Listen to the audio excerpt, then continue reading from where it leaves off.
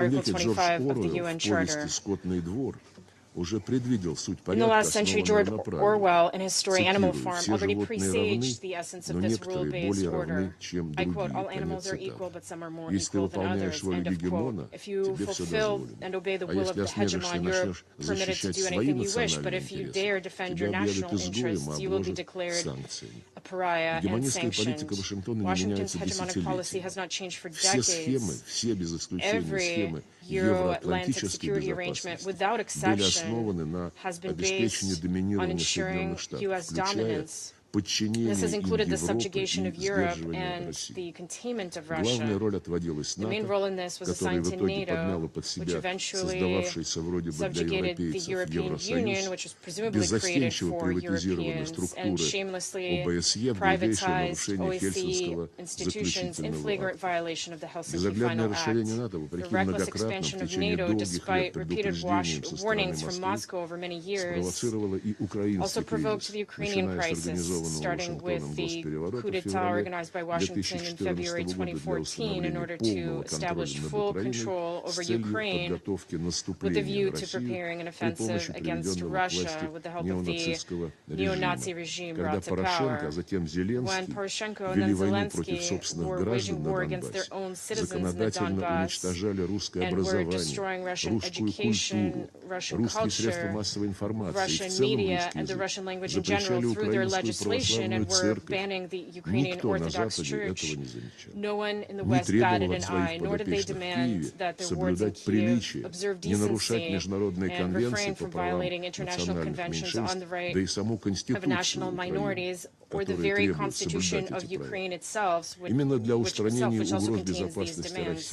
It was precisely to eliminate threats to Russia's security and to protect those people who consider themselves part of Russian culture and who live on lands that had been settled by their ancestors for centuries in order to save them from legislative and even physical extermination that the special military operation was launched. It's telling that even now, when multiple initiatives on Ukrainian settlements are being put forward, few people remember Kyiv's violation of human rights and the rights of national minorities. None of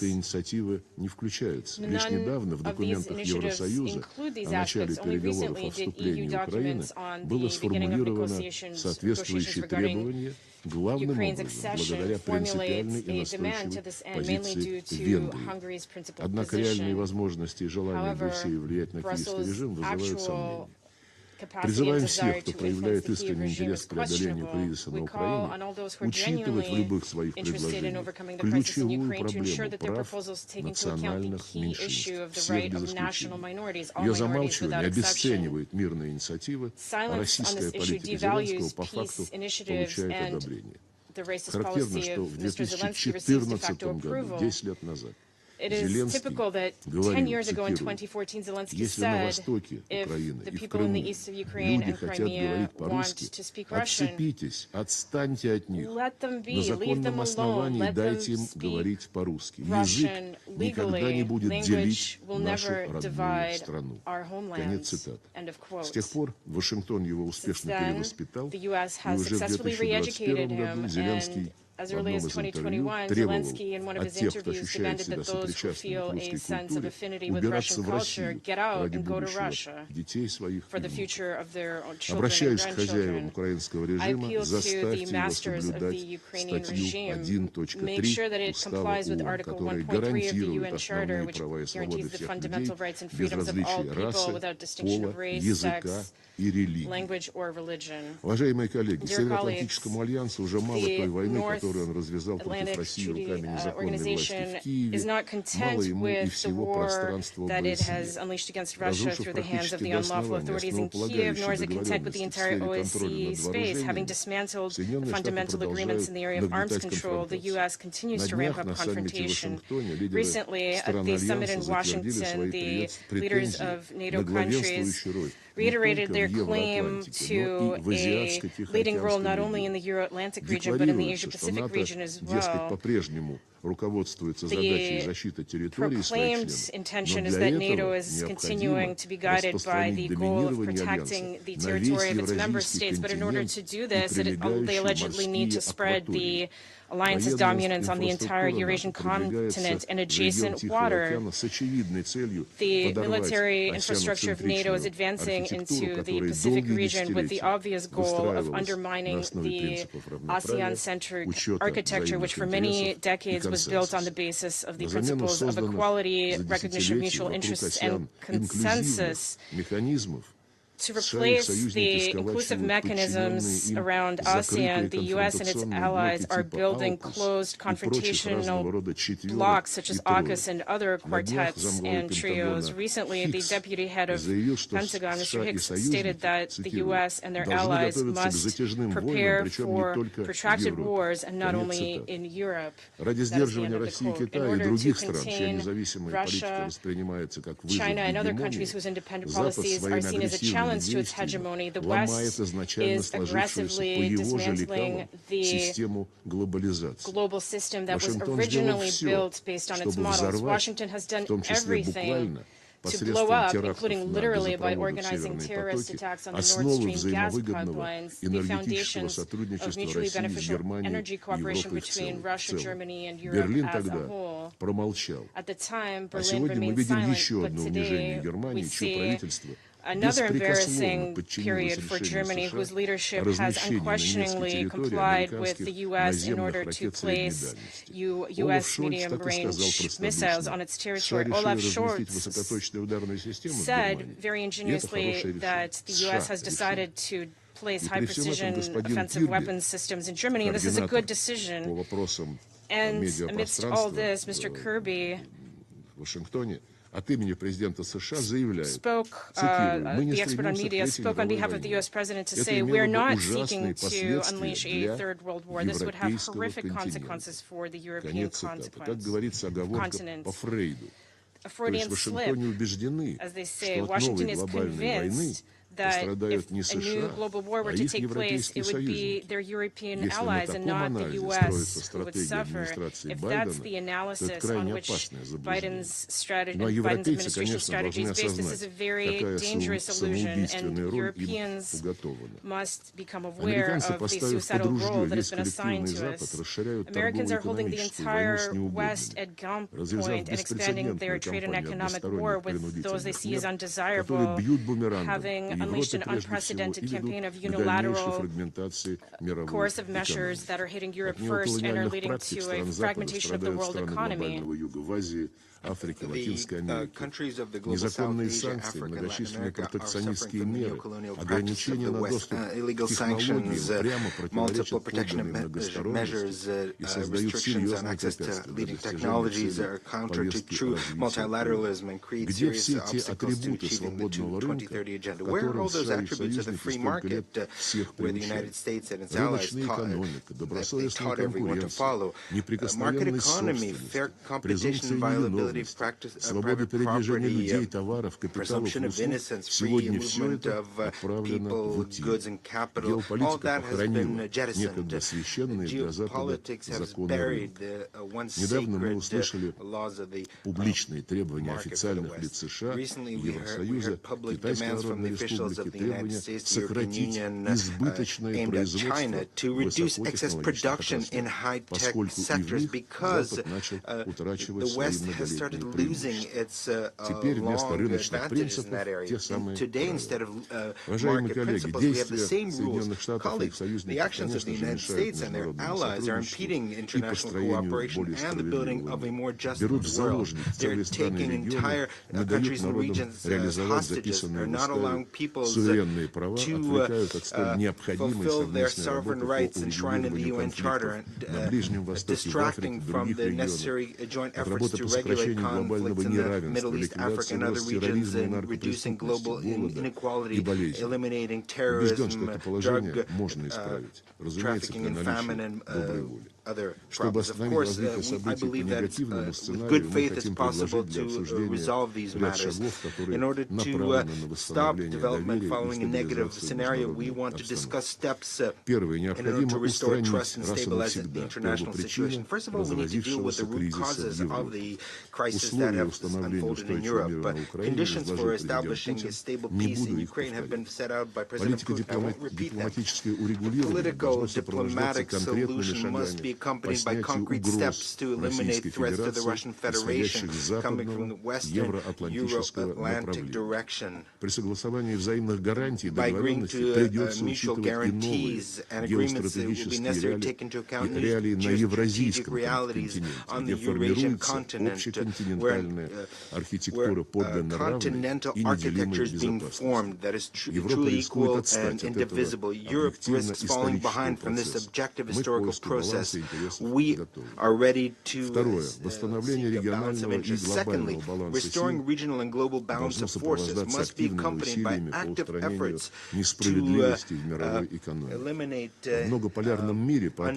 injustice in the global economy. In a multipolar world, there should not be any monopolists or in monetary regulation, trade, or technologies. The overwhelming majority of members of the international community share this view. It's very important to reform as soon as possible the Bretton Woods institutions and the WTO. Your activities should reflect the true weight of non-Western centers of development and growth. Thirdly, significant and qualitative changes must take place in other institutions of global governance if we want them to work for the benefit of all. First of all, this applies to our organization, which up to now, in spite of everything, continues to be in the embodiment of multilateralism and has a unique universal legitimacy and recognize a broad range of authority. An important step to restoring the effectiveness of the UN would be a confirmation by all its members of their commitment to the principles of the UN Charter, not selectively, but in their fullness and interdependence.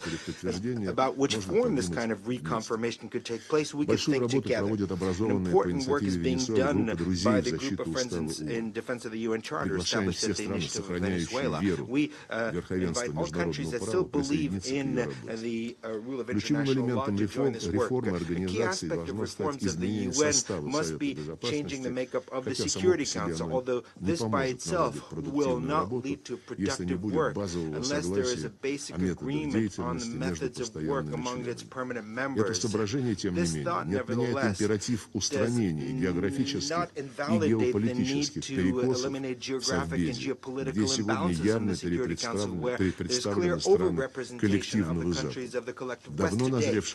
What's been needed for a long time is to achieve broad agreement on concrete parameters of reform, which will strengthen representation of Asia, Africa, and Latin America. Необходимо также перемены в кадровой политике секретаря, чтобы устранить засилье граждан и подданных стран Запада в административных структурах организации. Ну и, конечно же, генсекретарь и его сотрудники обязаны неукоснительно, без каких-либо исключений, соблюдать принципы беспристрастности и нейтральности, как того требует статья 100 Устава ООН, о чем мы не устаем напоминать. Четвертое. Укрепление многополярных начал международной жизни призвано способствовать помимо ООН и другим многосторонним объединениям. Среди них группа 20, в которой присутствуют как страны мирового большинства, так и западные государства. Мандат 20-ки строго ограничен вопросами экономики и развития, поэтому важно, чтобы предметный диалог на этой площадке был избавлен от конъюнктуры попыток вбрасывать геополитические сюжеты, иначе мы загубим эту полезную площадку. Все большую роль в построении справедливого многостороннего порядка на основе принципов устава играют БРИКС и Шанхайская организация сотрудничества.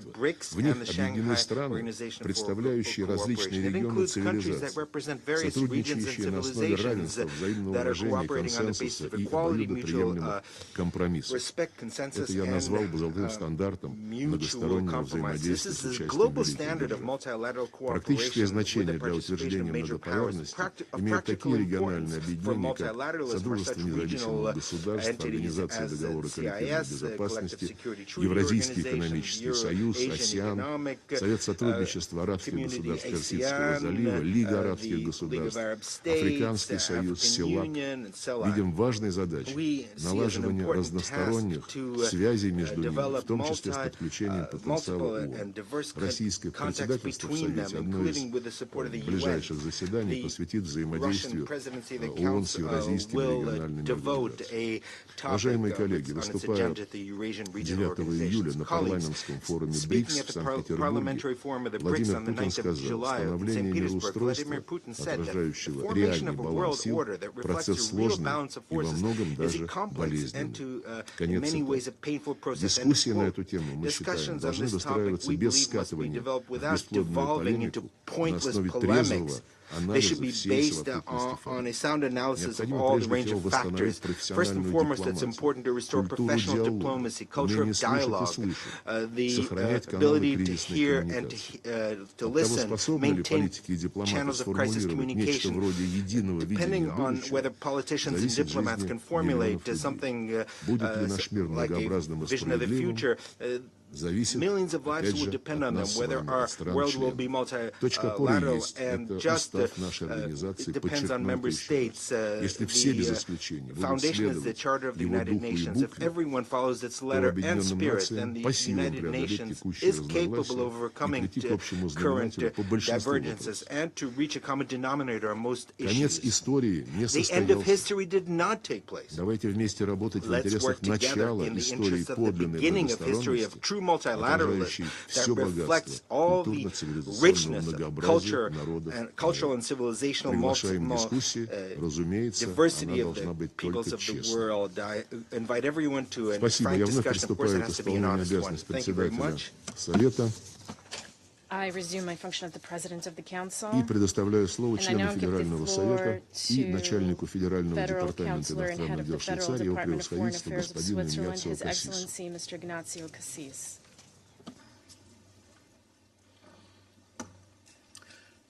Monsieur le Président, Excellences, Mr. President, chers et chers collègues, dear colleagues, un ordre mondial plus juste, plus démocratique, et plus durable est un ordre qui place la liberté en son cœur.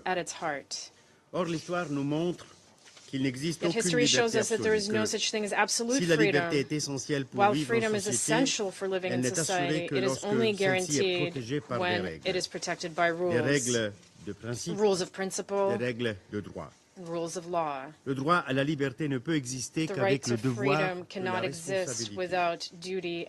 Il y a plus de 75 ans, en adoptant la Charte des Nations Unies et la Déclaration universelle des droits de l'homme, nous avons tiré les leçons de l'histoire de la première moitié du XXe siècle, notamment des deux guerres mondiales.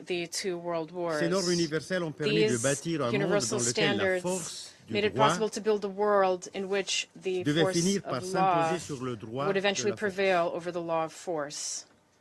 And it is in particular the prohibition of the use of force, a genuine paradigm shift in international law, when the world previously believed in the idea of a just war, that was placed at the heart of our Charter. Since the adoption of the Charter, we, the peoples of the United Nations, have stone by stone built the foundations of our universal commitments. And we have tried together to build a better world, one with less poverty, controlled epidemics, humanitarian assistance for those in need. Beaucoup d'entre nous ont baigné dans un optimisme nourri par l'esprit du plus jamais ça.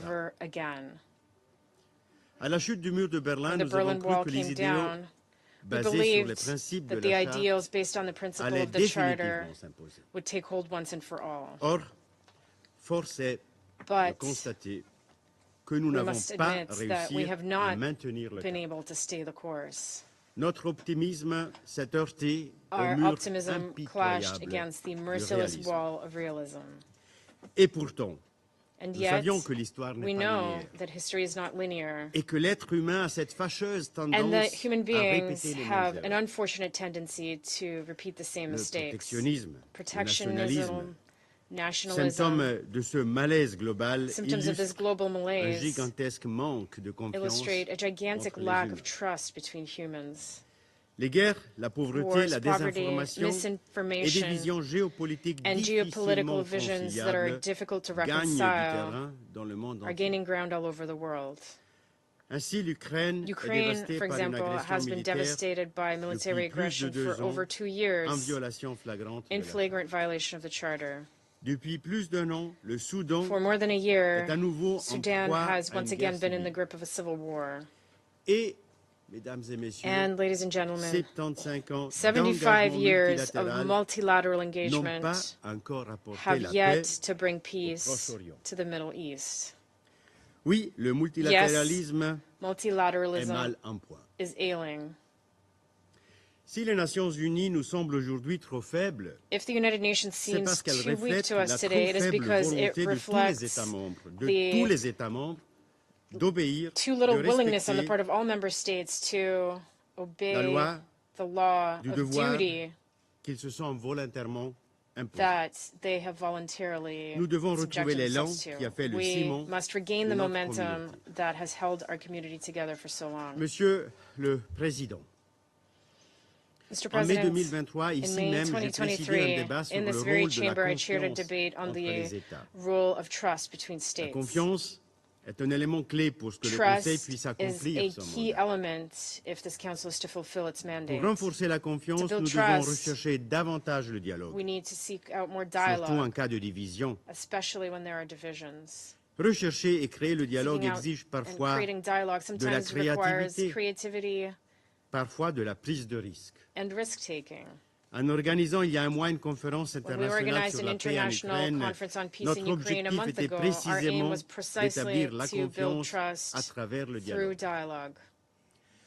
En Suisse, In pendant Switzerland, 2 jours, for 2 days, une centaine de délégations ont around échangé 100 sur les chemins delegations possibles discussed vers la paix. possible paths to peace. Nous n'étions de loin pas tous By d'accord, no means did sur we all ces agree chemins on vers these la paix. paths to peace.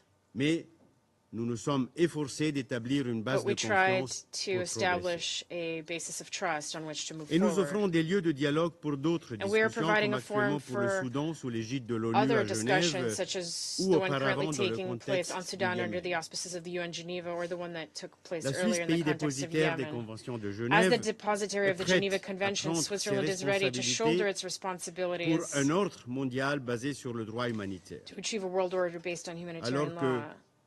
nous commémorons As le we mois prochain commemorate les 75 ans des conventions The de Genève, 75th anniversary of the et Geneva j'espère Conventions d'ailleurs next month, vous accueillir and I hope toutes et tous en to Suisse pour welcome cette you all to commémoration Switzerland for importante. this important Il commemoration. est grand temps de réaffirmer la It is validité high universelle. time to reaffirm the droit universal validity international of international humanitarian law. Fin octobre, At the la end of Suisse accueillera October, la 34e Switzerland will conférence host the internationale de la 34th International Croix-Rouge Conference of the et du Red Croissant Cross Rouge à and Red Genève, Crescent in Geneva, avec comme devise under the motto, gérer l'incertitude, managing renforcer uncertainty, l'humanité. strengthening humanity. L'objectif de cette conférence est d'améliorer la réponse The aim of this humanitaire conference à is travers to un dialogue improve efficace. humanitarian response through effective dialogue. Mesdames et messieurs, chers collègues, Ladies and gentlemen, dear face colleagues, à l'augmentation des guerres, faced with an increase in face wars à l'usage and systématique de la systematic violence, use of violence, nous avons besoin de croire we au need respect to du droit believe in international respect for humanitaire. international humanitarian law. Si la confiance peut être créée While par le trust can be dialogue, created through dialogue, elle peut l'être également par un it can changement de also be perspective. created through a change of perspective. Comme médecin de formation, As a doctor by je crois training, en la science et en la diplomatie scientifique. I believe in science and Je suis scientific persuadé diplomacy. que la science peut I'm convinced contribuer that science à renforcer can help l'efficacité de notre travail. strengthen the Une efficiency of approche our work. fondée sur An les faits approach scientifiquement based on établis renforce scientifically aussi established la confiance facts mutuelle.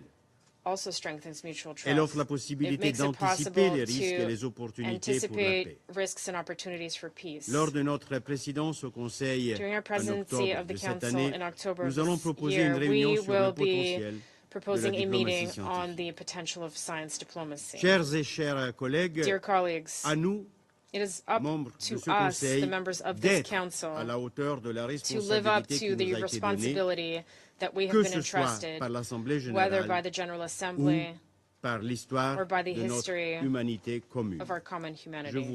I thank you.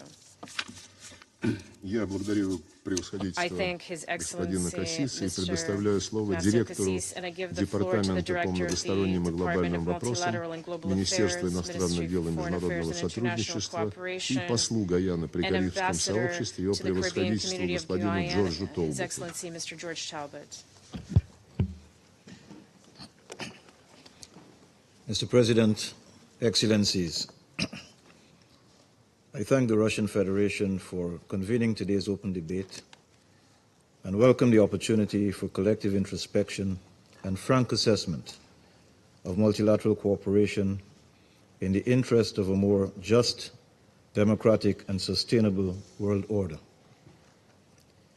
In Guyana's view, such an order is exactly what was envisaged when the United Nations Charter was crafted. The critical ingredients can be found in the preamble to the Charter. A world free from the scourge of war. One where there is respect for fundamental human rights and the dignity and worth of the human person. Where men and women and nations large and small enjoy equal rights. Where there is justice and respect for international law and the obligations flowing therefrom, and a world that fosters for all peoples better standards of life in larger freedom.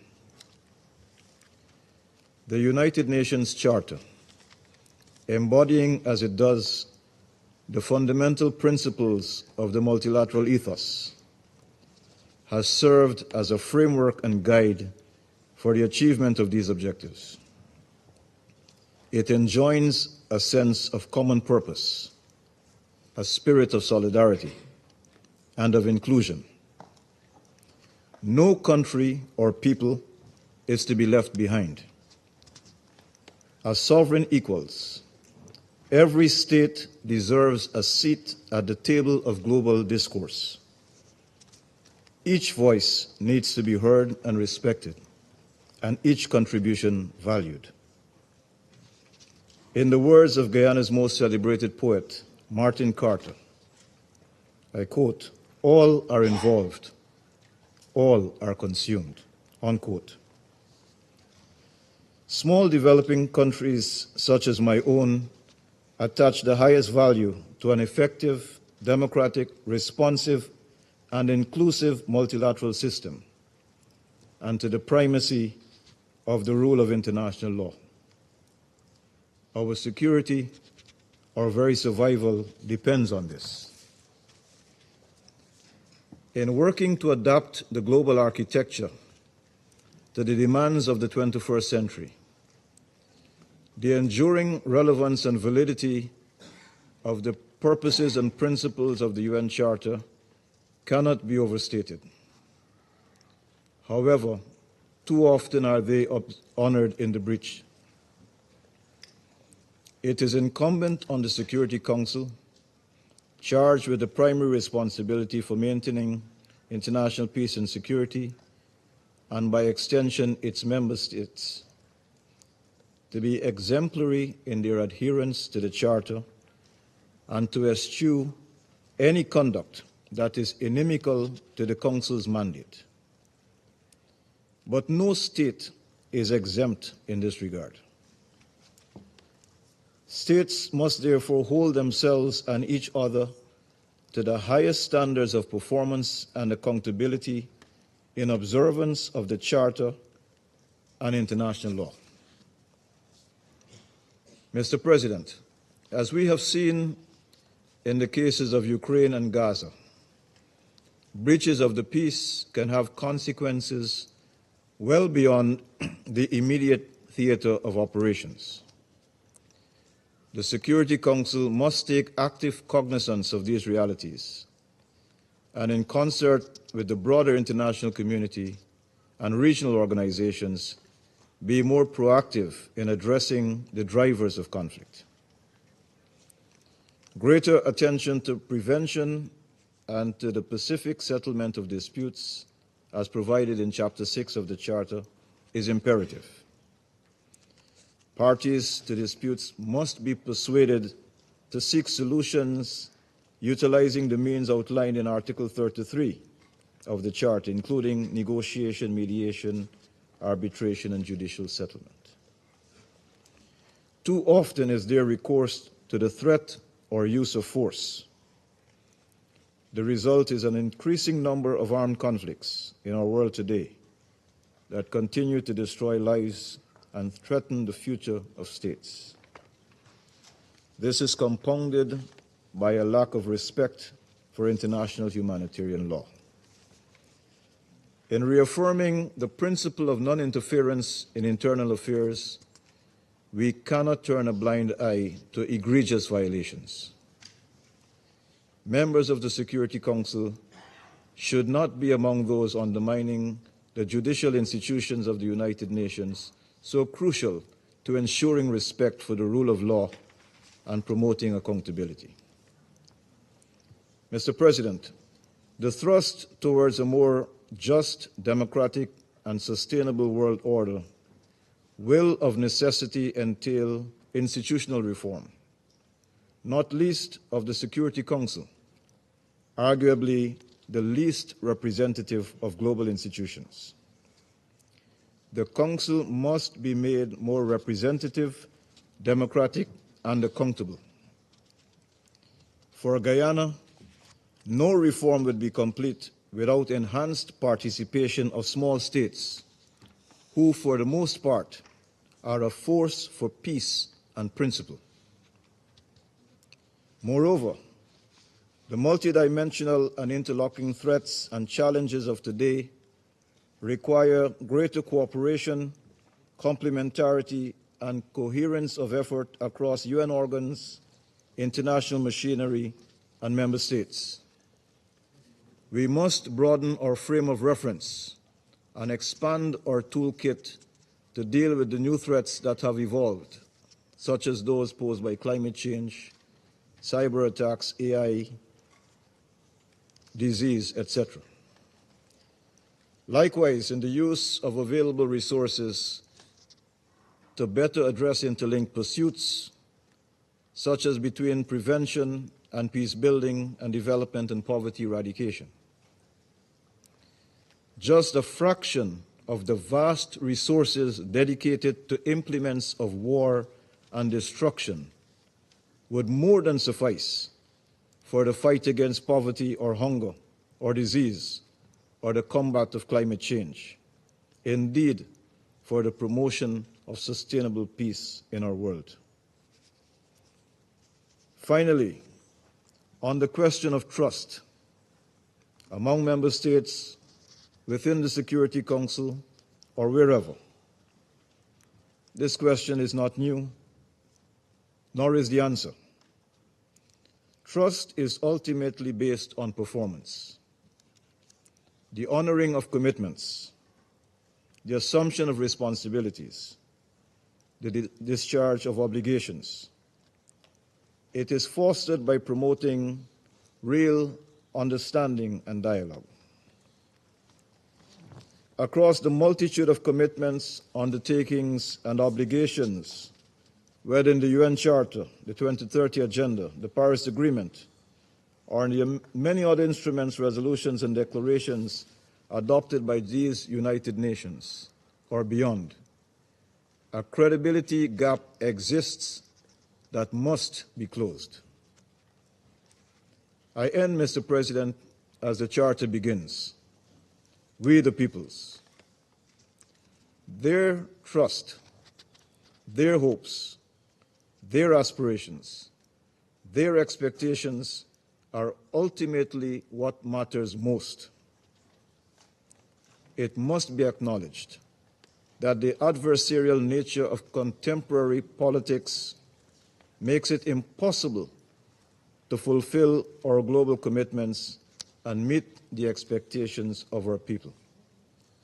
States must demonstrate by their actions that they are reliable and trustworthy partners committed to working together for the greater good of all. I thank you. Я благодарю его превосходительство господина Толбота за его заявление и сейчас предоставляю слово представителю Алжира. Mr. President, Excellencies, first I thank Russia for organizing this open debate, and I thank His Excellency Sergei Lavrov for coming from Moscow to chair this important meeting. Excellencies, this debate is very timely. Timely because our Council continues to struggle to find solutions to too many conflicts and crises, including in Palestine, where genocide is being committed as we speak. I hope this debate will help our Council to be more effective and less polarized. Mr. President, multilateral cooperation is not something new.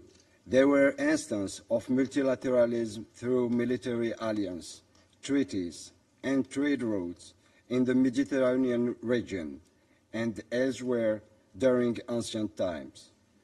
While this may not fit the modern definition of multilateral cooperation, it illustrates the idea of various entities coming together for common purposes. Today, we cannot imagine a world without multilateral cooperation. It is essential for addressing complex global issues that no single country can solve alone. It also allows governments to pool resources, share knowledge, and develop joint solutions. As Council's members, this is precisely what we try to do every time we enter this chamber. Mr. President, multilateral cooperation faces multiple challenges. This requires the UN to adapt to emerging realities with multiple centers of power and to enhance its role in establishing a just, democratic, and sustainable international order. My delegation firmly believes that reforming the Security Council would increase the legitimacy of this UN organ. In this regard, expanding the Council's membership and prioritizing the historical injustice done to Africa will be a milestone. The open debate that will be held next month under the Sierra Leone presidency will allow us to discuss this issue further. In the meantime, the IGN's contribution to the Pact of the Future is an important step in the right direction. We thank the IGN's co-chairs, the permanent representative of Austria and Kuwait. Mr. President, regarding the opportunities we shall not miss, first and foremost, we have the 2030 Agenda. It represents a universal framework that addresses poverty, environmental degradation, and economic inequalities. And let's not forget that this agenda calls for the full realization of the right to self-determination of people living under colonial and foreign occupation. With less than 1/5 of the target on track, the world is failing to deliver on the SDGs promise. Urgent actions is needed. Excellencies, Algeria believes that to reestablish an atmosphere of trust in the UN, and in particular with this Council, we require more efforts to foster mutual respect, transparency, inclusivity, and openness. To that end, we must abide by and prioritize diplomacy and dialogue, transparency, mutual understanding, peaceful settlement of disputes. We also need to give priority to conflict prevention and peace building by addressing the root causes.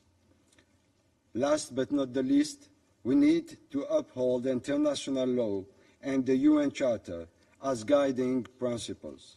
We must ensure that the Council's decisions and actions adhere to these principles and contribute to global peace and stability.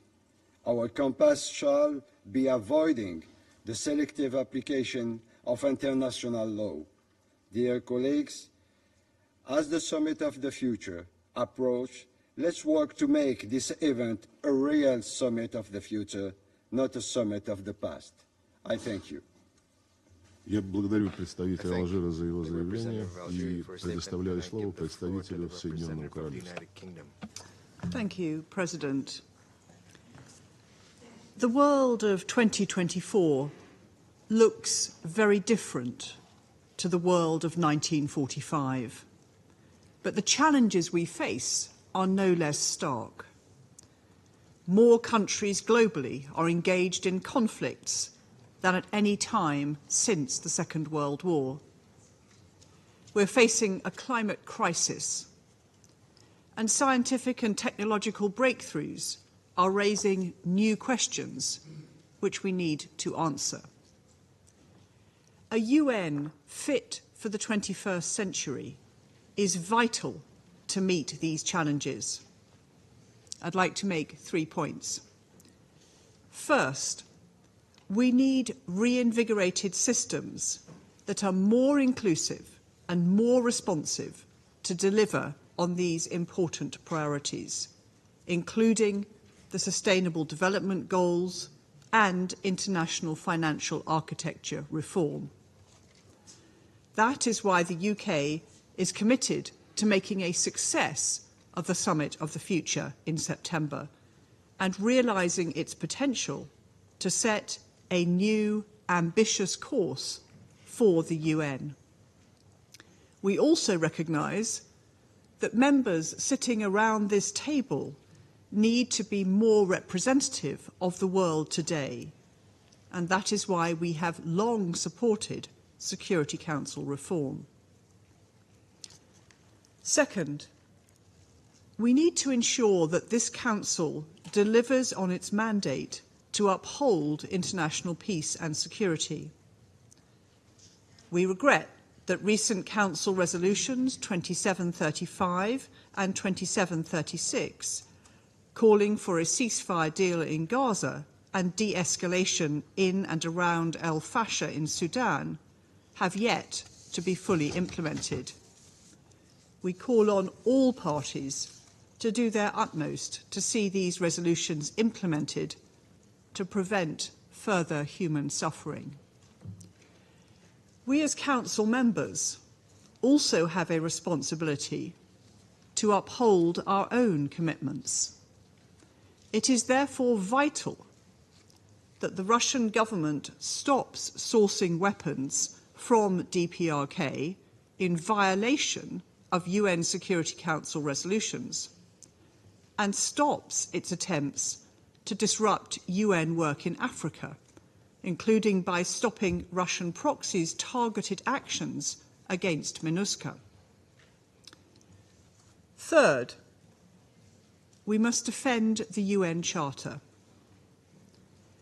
President, while you tell us how you believe the world order can become more just, democratic and sustainable, your military is systematically bombing civilians in Ukraine in an unprovoked war of aggression and in flagrant violation of the UN Charter. What is just about trying to annex another country's land? What is democratic about trying to subjugate another country's people? What is sustainable about waging a war that has killed or injured over 500,000 of your own people? The war in Ukraine is a stark reminder of what kind of world order Russia really wants. A world where might is right and powerful countries can bully and invade others with impunity.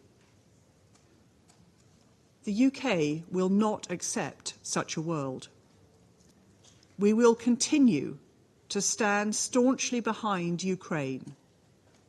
We will support its aspiration for a just and lasting peace in line with the UN Charter and international law, and its demand for accountability.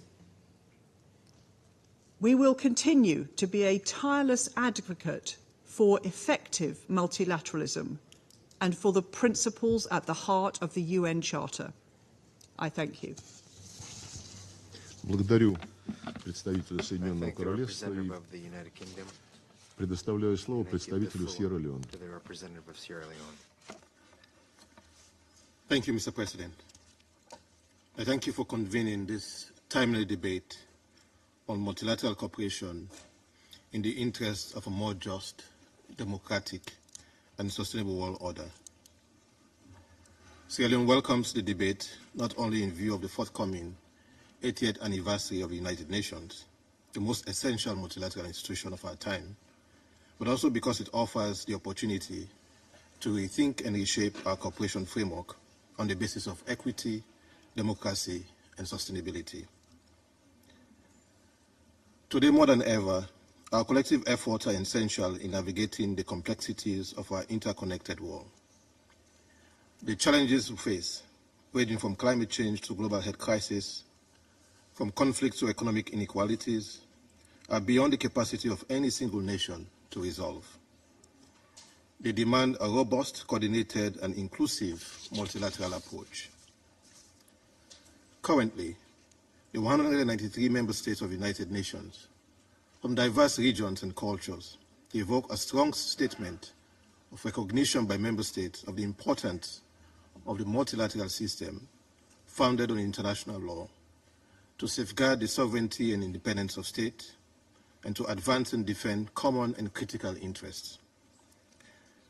We should therefore resolve to use this unity in diversity to achieve the purposes of the organization, to maintain international peace and security, promote and protect fundamental human rights, and cooperate to achieve sustainable development.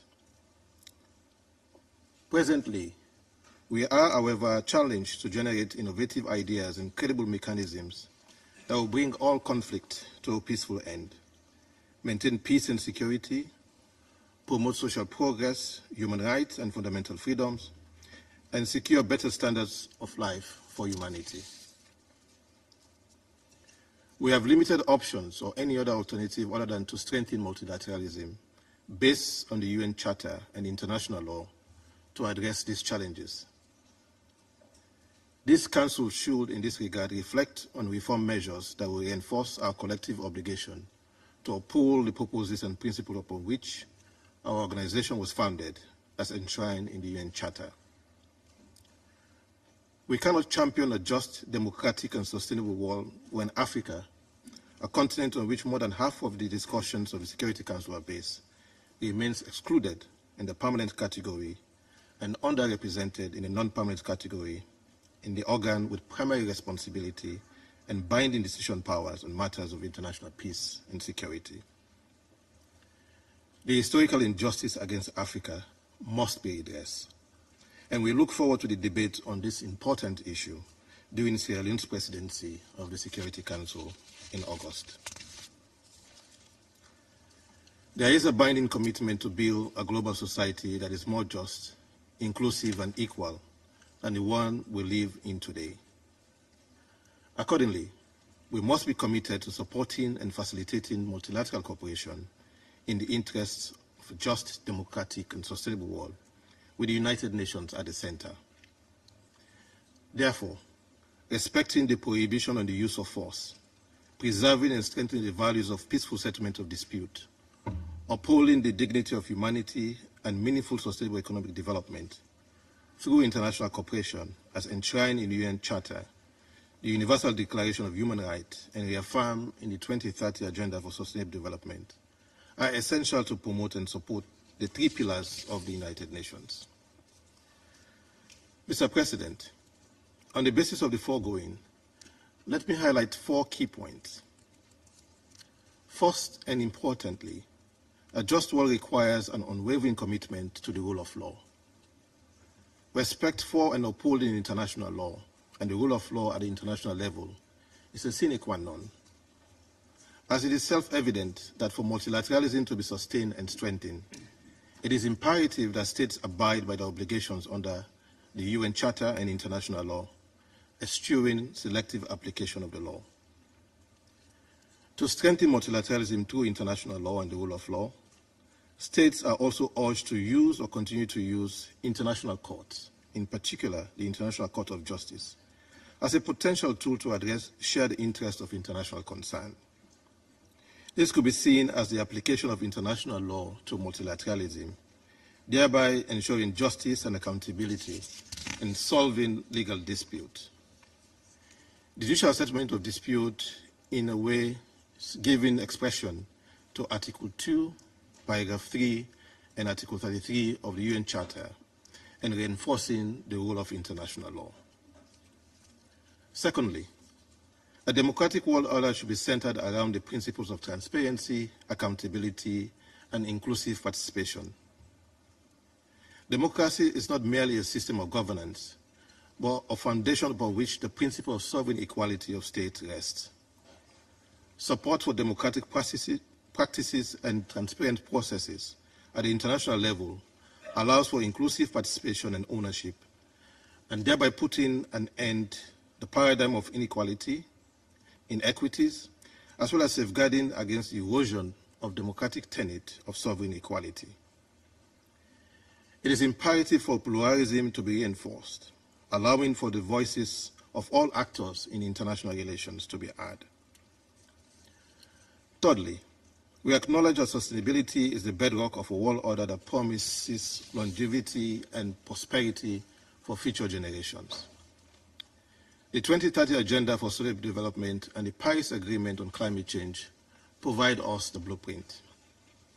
Additionally, the Summit of the Future affords us the opportunity at the highest level to outline an ambitious agenda, not only to forge a new international consensus, but also to establish a new global agreement on multilateral solutions with a commitment to deliver a better present and safeguard the future.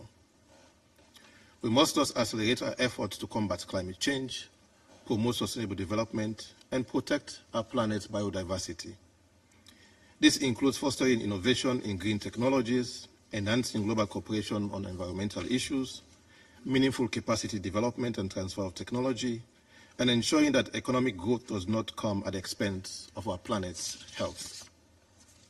Fourthly, it is imperative to highlight the role of the Bretton Woods institutions, the International Monetary Fund and the World Bank, in creating a just, fair, and sustainable world. These institutions were established to promote international economic cooperation and stability. However, as the global economic landscape has evolved, so too must these institutions. We must ensure that their policies and practices are aligned with the principles of equity, sustainability, and democratic governance. They must assist states and government to deliver on their social contracts. Their programs must not drive a wedge between citizens and their government, exacerbating tensions that may exist. A pressing issue that requires our immediate attention is the burden of debt on developing nations. Many countries are trapped in a cycle of debt that stifle their development prospects and exacerbate poverty and inequality. Debt cancellation and comprehensive debt treatment are not just economic necessities, but means to address some of the root causes of conflicts. By providing debt relief, we enable these nations to invest in health, education, infrastructure, and sustainable development, thereby fostering global stability and prosperity. Debt sustainability should be a cornerstone of our multilateral effort.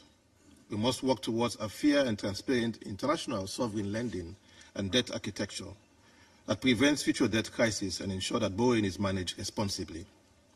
This includes promoting responsible lending and borrowing practices, enhancing debt transparency, and developing mechanisms for fair and orderly debt restructuring. Mr. President, in pursuit of these goals, multilateralism is our most powerful tool. The United Nations, with its unique legitimacy and convening power, must be at the forefront of fostering international cooperation. We must reform and reinvigorate our multilateral institutions to be more effective, representative, and responsive to the needs of all member states. This includes addressing disparities in global governance structures and ensuring equitable representation for developing countries, especially Africa. Our collective resolve to enhance our multilateral cooperation must be the immediate necessity. Our inaction will have a debilitating effect on the dignity of humanity. In that regard, Sierra Leone reiterated commitment to the principles, ideals, and objectives of the UN Charter. In closing, Mr. President, let me say that the challenges of our times are formidable, but they are not insurmountable. By embracing multilateral cooperation, we can create a world that is more just, democratic, and sustainable. Let us reaffirm our commitment to these principles and work together to build a future that reflects the highest aspiration of humanity. I thank you. Я благодарю представителя Сьерра-Леоне и предоставляю слово представителю Республики Корея. I give the floor to the representative of the Republic of Korea. Thank you, Mr. President. It is significant and surreal that this meeting on multilateralism and the world order was convened as the signature event of the Russian presidency of the Security Council, as the country has been providing us with an almost painful amount of food for thought on this subject. With frustration from the intractable conflicts, violence, and threats to international peace and security persisting around the world, such as the war in Ukraine, the Gaza crisis, and DPRK's repeated violations of Security Council resolutions, it is often argued that the UN and multilateralism have become futile. It is truly frustrating that in practice, the UN indeed was designed to be powerless in case a permanent member of the Security Council uses force in violation of the UN Charter and is determined to get away with it. However, this does not mean that we should give up on the UN or multilateralism. Dear colleagues, even without binding decisions, the United Nations, in particular the Security Council, still provides a valuable platform to exchange views among member states and construct the right narrative for the international community. The United Nations can serve as a megaphone that sends out clear messages toward the global audience that the violation of the UN Charter by any member states is unacceptable, thereby ultimately thwarting the ambitions of violators and guiding us in the right direction. In our view, this enduring multilateral diplomatic space is even more relevant in the deepening skepticism and chaos we face today. Against this backdrop, I'd like to highlight the following points. First, diversity must be fostered in a manner that promotes universal values. In addressing global challenges, it is critical to respect different histories, cultures, levels of economic development, and different political systems. We should always honestly listen to each other and deepen our mutual understanding. However, we should also be reminded that we are, after all, the same kind, the one humanity, even amid conflicts, wars, and extreme hate towards one another.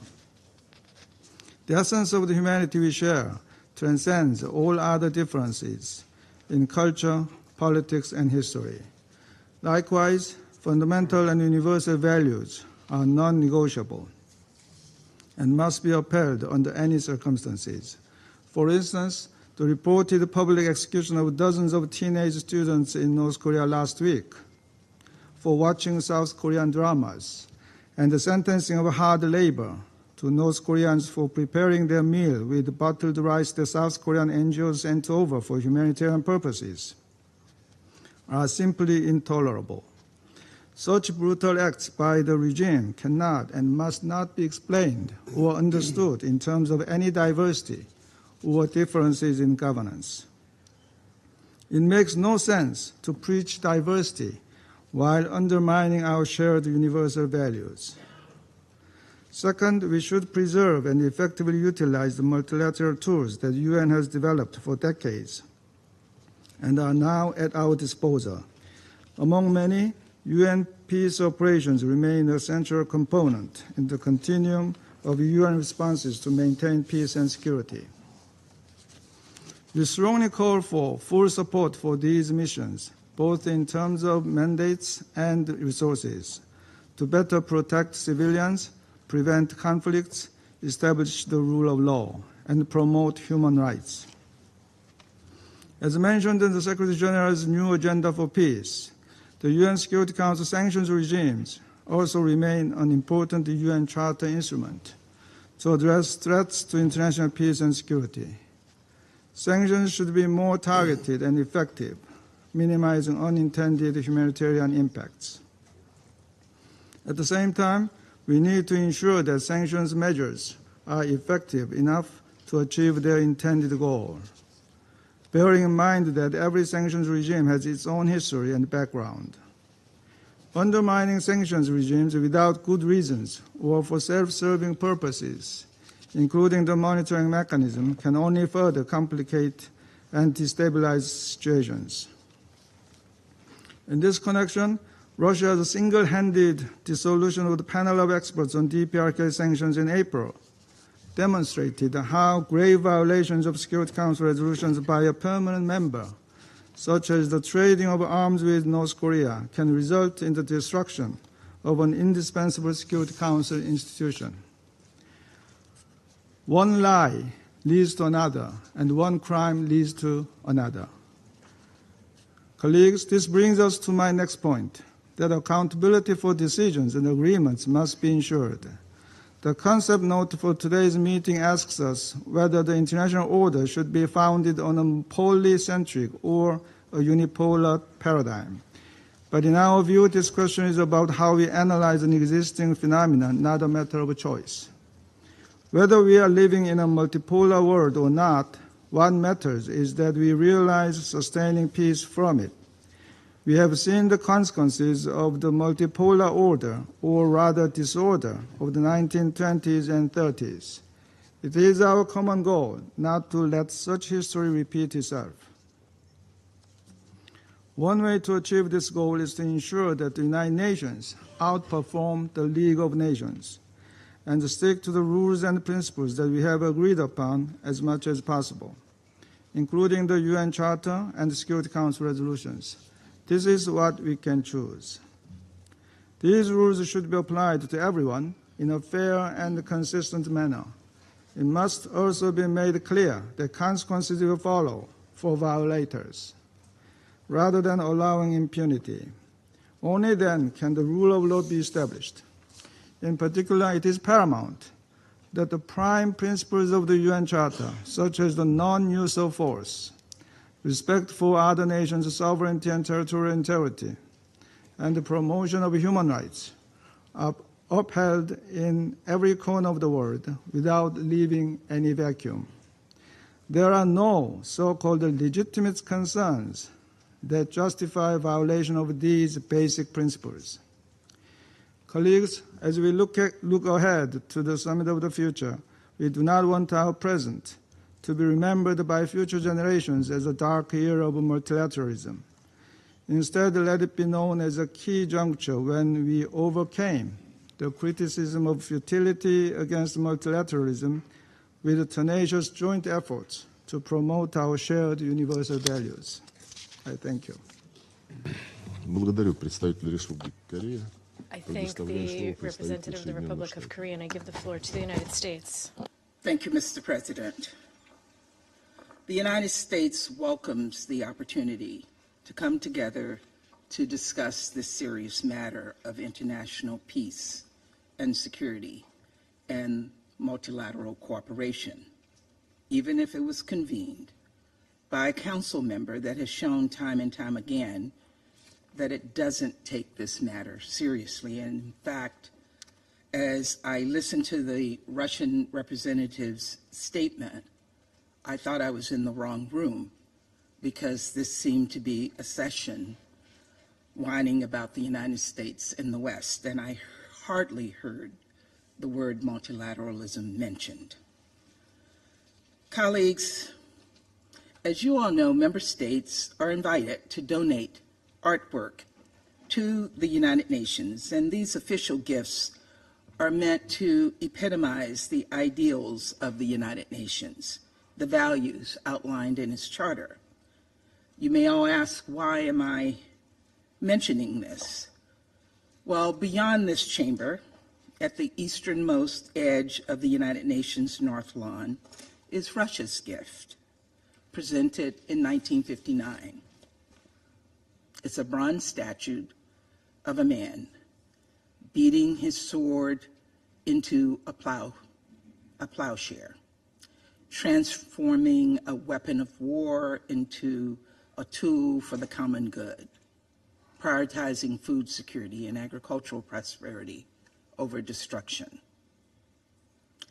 And so it's ironic that today, the very country that erected this statue, this statement of the UN's ideals, is now actively engaged in a war of aggression against its neighbor. A war that has weaponized food, worsening food insecurity, not only for Ukrainians, but for tens of millions of hungry people around the world. A war that has severely damaged Ukraine's power production, threatening to leave hundreds of thousands in the cold this winter. A war that has killed thousands of innocent people, including dozens just last week at a pediatric hospital in Kyiv. A war that has facilitated the unlawful transfer of thousands upon thousands of people from their homes, including children. And a war that has caused Moscow to resort to nuclear brinksmanship and to violate international sanctions obligations. Of course, Russia's abhorrent behavior began well before its full-scale invasion in 2022. In particular, Putin has treated human beings as bargaining chips and continued to do so to this day. I think about the family and friends of Trevor Reed and Brittany Griner and Evan Gershkovich and Paul Whelan, as well as others. People detained for doing their jobs or even just being in the wrong place at the wrong time and used as human pawns. Last year, this council had the privilege of being joined by Paul's sister, Elizabeth, in the public gallery, and I asked Minister Lavrov to consider her unimaginable pain, having gone 4 years without seeing her brother, to look into her eyes and see her suffering.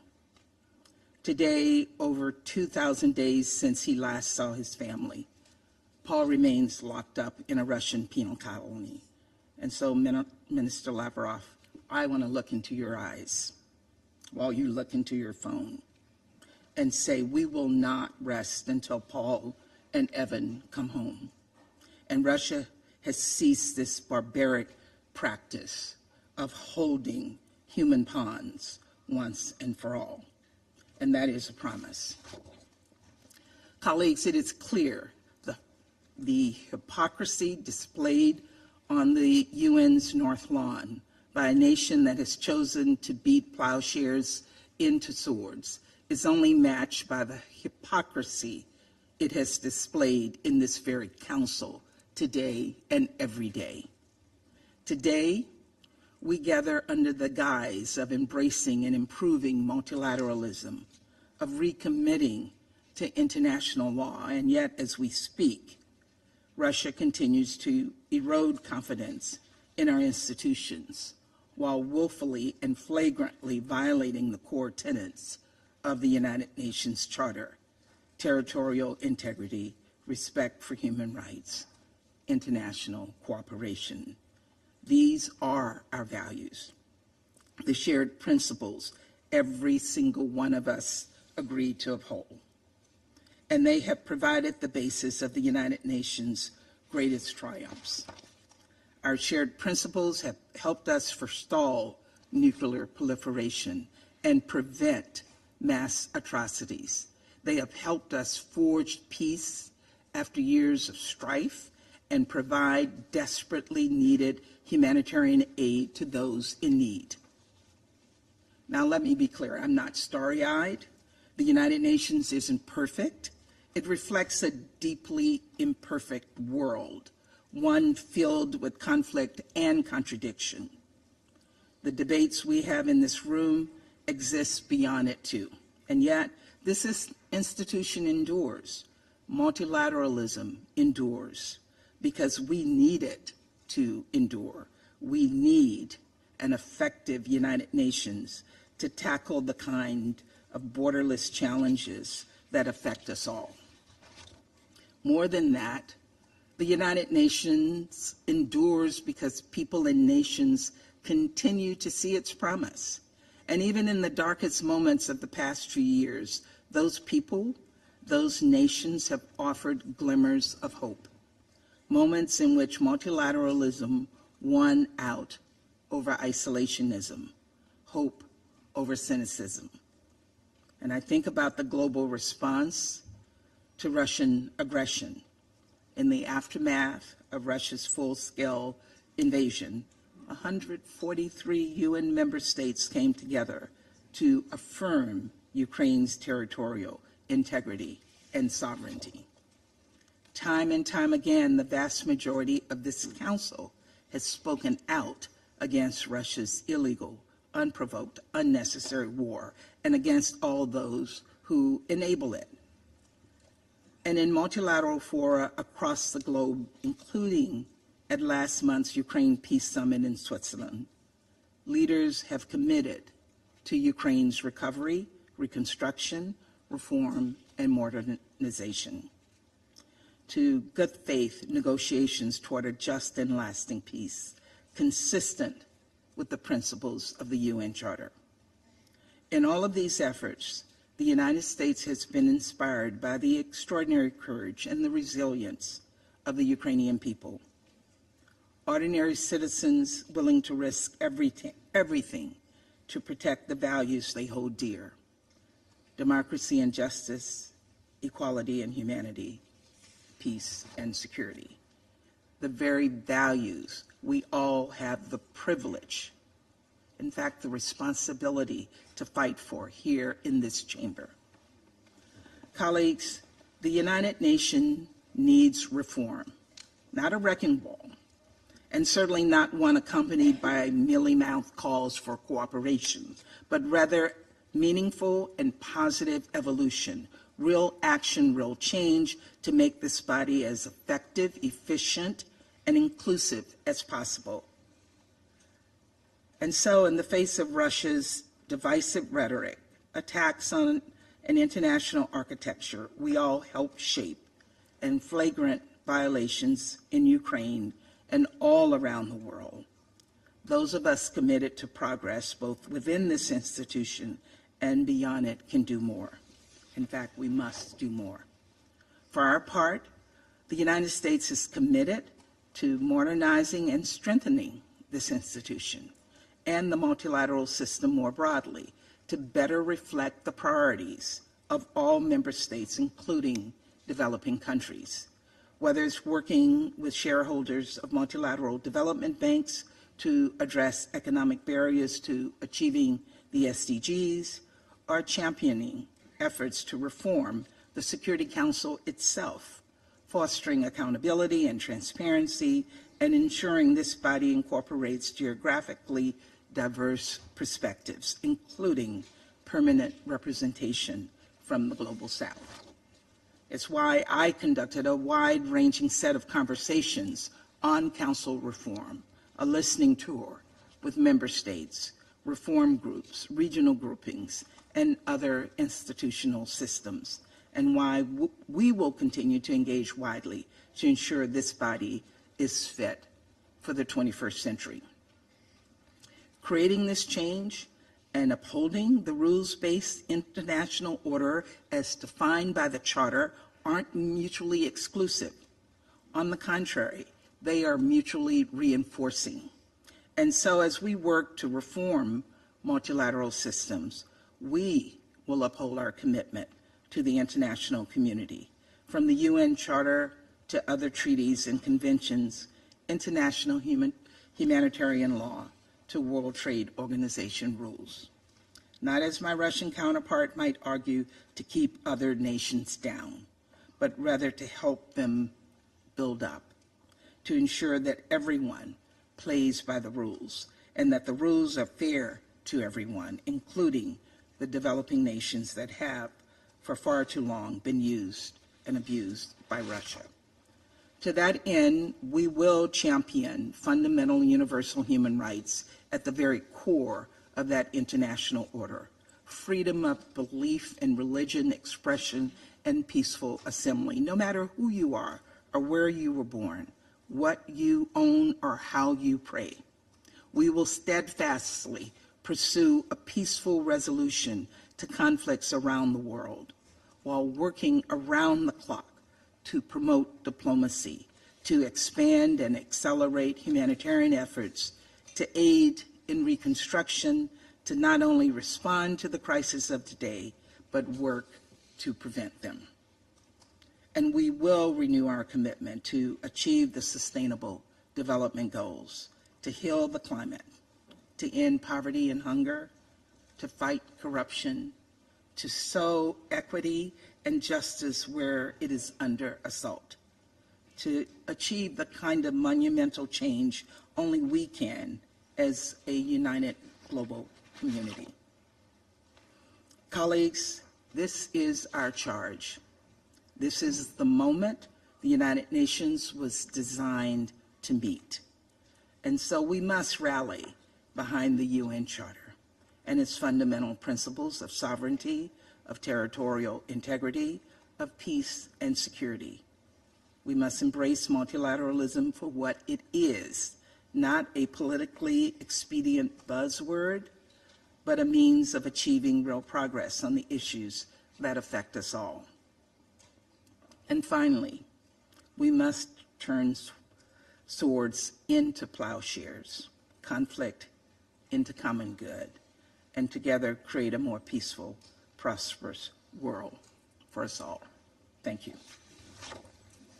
Я благодарю представителя Соединенных Штатов за красочное выступление и предоставляю слово представителю Мальты.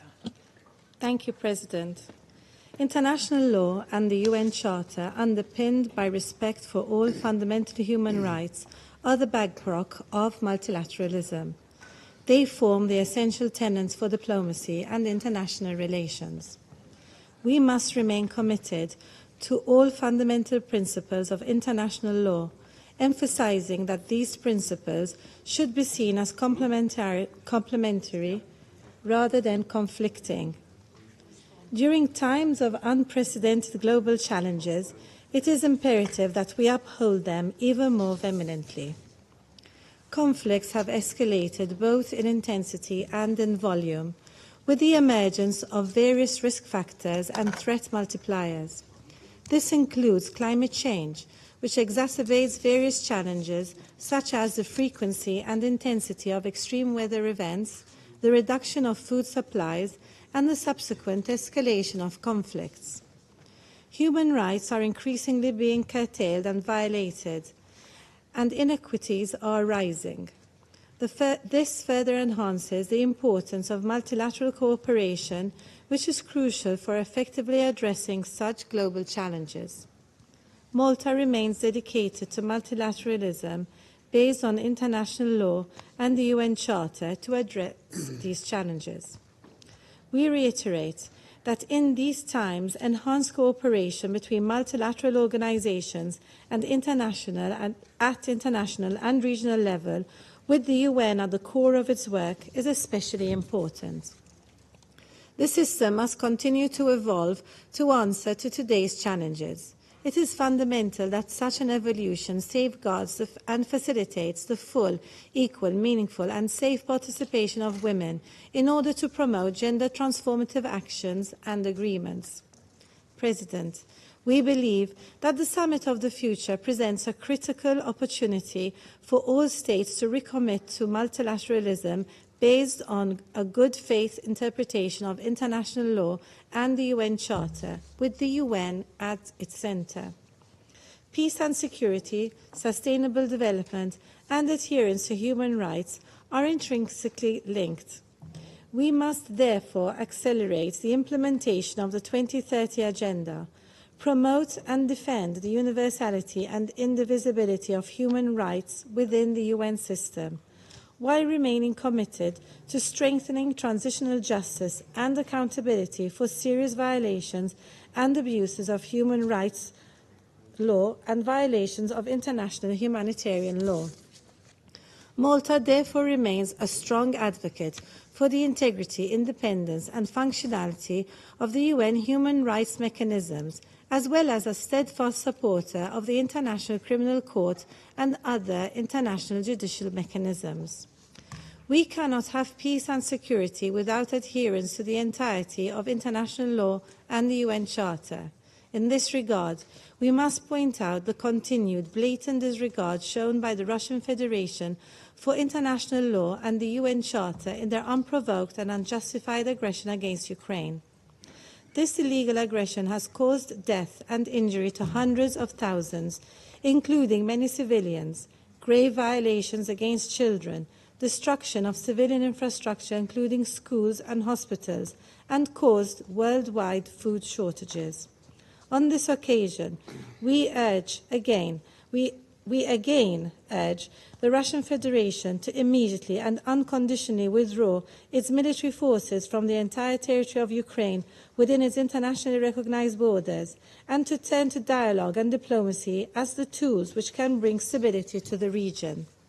In closing, multilateralism based on international law and the UN Charter, with respect for fundamental human rights, is the only way to rise to today's global challenges. Malta remains committed to working towards this goal. Thank you. I thank the representative of Malta for her statement, and I now give the floor to the representative of Japan. Mr. President, no single country can single-handedly solve today's various complex global challenges that fellow Council members already lined up. We need a collective multilateral response, and the UN must be at the heart of it. Multilateralism functions only when member states work together based on mutual trust and cooperation. Given the diverse views and positions of each country on various issues, what unites us is our shared collective commitment to the fundamental principles of international law, including the UN Charter. It is tragic irony and blatant hypocrisy that this debate is being organized under the presidency of Russia, focusing on how multilateralism should work better. On one hand, in the concept note of this open debate, Russia emphasizes, for example, the importance of ensuring commitment to the purposes of principles of the UN Charter, the need to re-establish the atmosphere of trust and dialogue, concern about the increase and the escalation of the use of force and the areas of conflict, and need to ensure equal and indivisible security for all. On the other hand, its aggression against Ukraine goes against all of the above, clearly breaching Ukraine's sovereignty and territorial integrity, which are core values of international law. The unprovoked war of aggression against a sovereign state by a permanent member of the Security Council is outright defiance of the UN Charter and Security Council resolutions, including those on North Korea, and constitutes a threat to global peace and security. The relentless use of the veto that has accompanied this aggression has blocked the Council from making decisions and taking collective actions, paralyzing and discrediting the Council when the world needs it most to fulfill its responsibility. How can Russia criticize others' selective approach on applying international law and imposing arbitrary measures, while at the same time violating the very international law it says it is committed to whenever it wants. Indeed, there is no country with a flawless historical record in its foreign policy. All of us should squarely face this reality and be humble about it.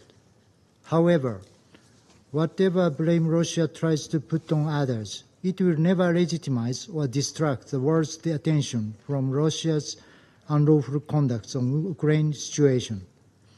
As shown by the General Assembly resolutions related to Ukraine, the overwhelming majority of the membership understands who is to blame. Russia must first and foremost withdraw all its troops and equipment from the territory of Ukraine within its internationally recognized borders immediately and unconditionally. We strongly oppose any unilateral attempts to change the peacefully established status of territories by force or coercion anywhere in the world, and reaffirm the acquisition of territory by force is prohibited by international law. We need to strengthen the UN, which is the center of multilateral cooperation. In particular, we need an early reform of the Security Council to reflect current realities rather than those of 80 years ago. Increasing representation of unrepresented and underrepresented regions is crucial. At the same time, Council membership is not privilege, but a solemn responsibility for the maintenance of international peace and security on behalf of the entire UN membership. The Summit of the Future is an epoch-making opportunity to take stock of what we, the member states, have discussed so far on Security Council reform, and to show to the world a way forward with a sense of urgency. We have no doubt the UN continues to be the largest, most legitimate, and most indispensable international body in which to discuss, debate the most critical issues of the world. The future of the UN solely depends upon us. We have much to do. Let us do it legitimately. I thank you. Я благодарю представителя Японии за его заявление и предоставляю слово представителю Франции.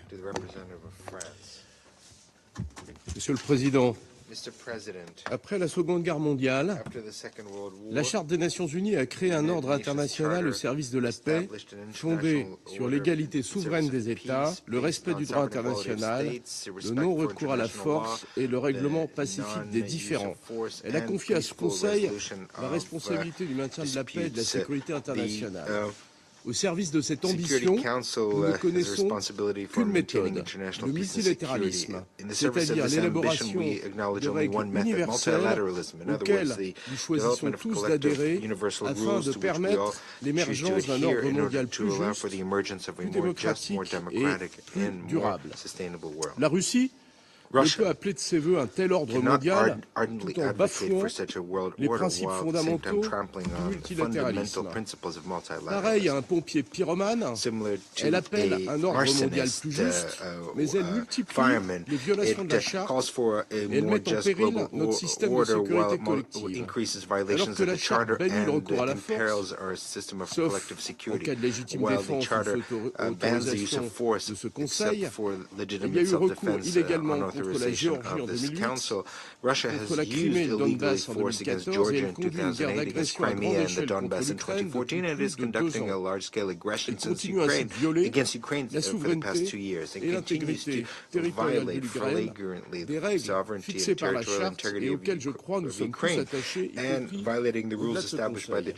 Elle bafoue le droit international en ciblant de manière délibérée les civils et les hôpitaux. Elle bombarde systématiquement les infrastructures énergétiques et alimentaires ukrainiennes, privant sciemment la population civile de l'accès aux biens essentiels. Elle bafoue le droit international en déportant des enfants ukrainiens et en employant de manière systématique la torture et le viol comme arme de guerre, comme le relève la Commission d'enquête internationale et la mission de surveillance des Nations Unies en Ukraine. La Russie prétend renforcer la coopération multilatérale. Les claims to strengthen multilateral cooperation, but violates the sanctions regimes against North Korea and Iran by sourcing weapons and munitions from these two countries. It also disregards the orders of the International Court of Justice, which demanded, starting in March 2022, that it suspend its military operations in Ukraine.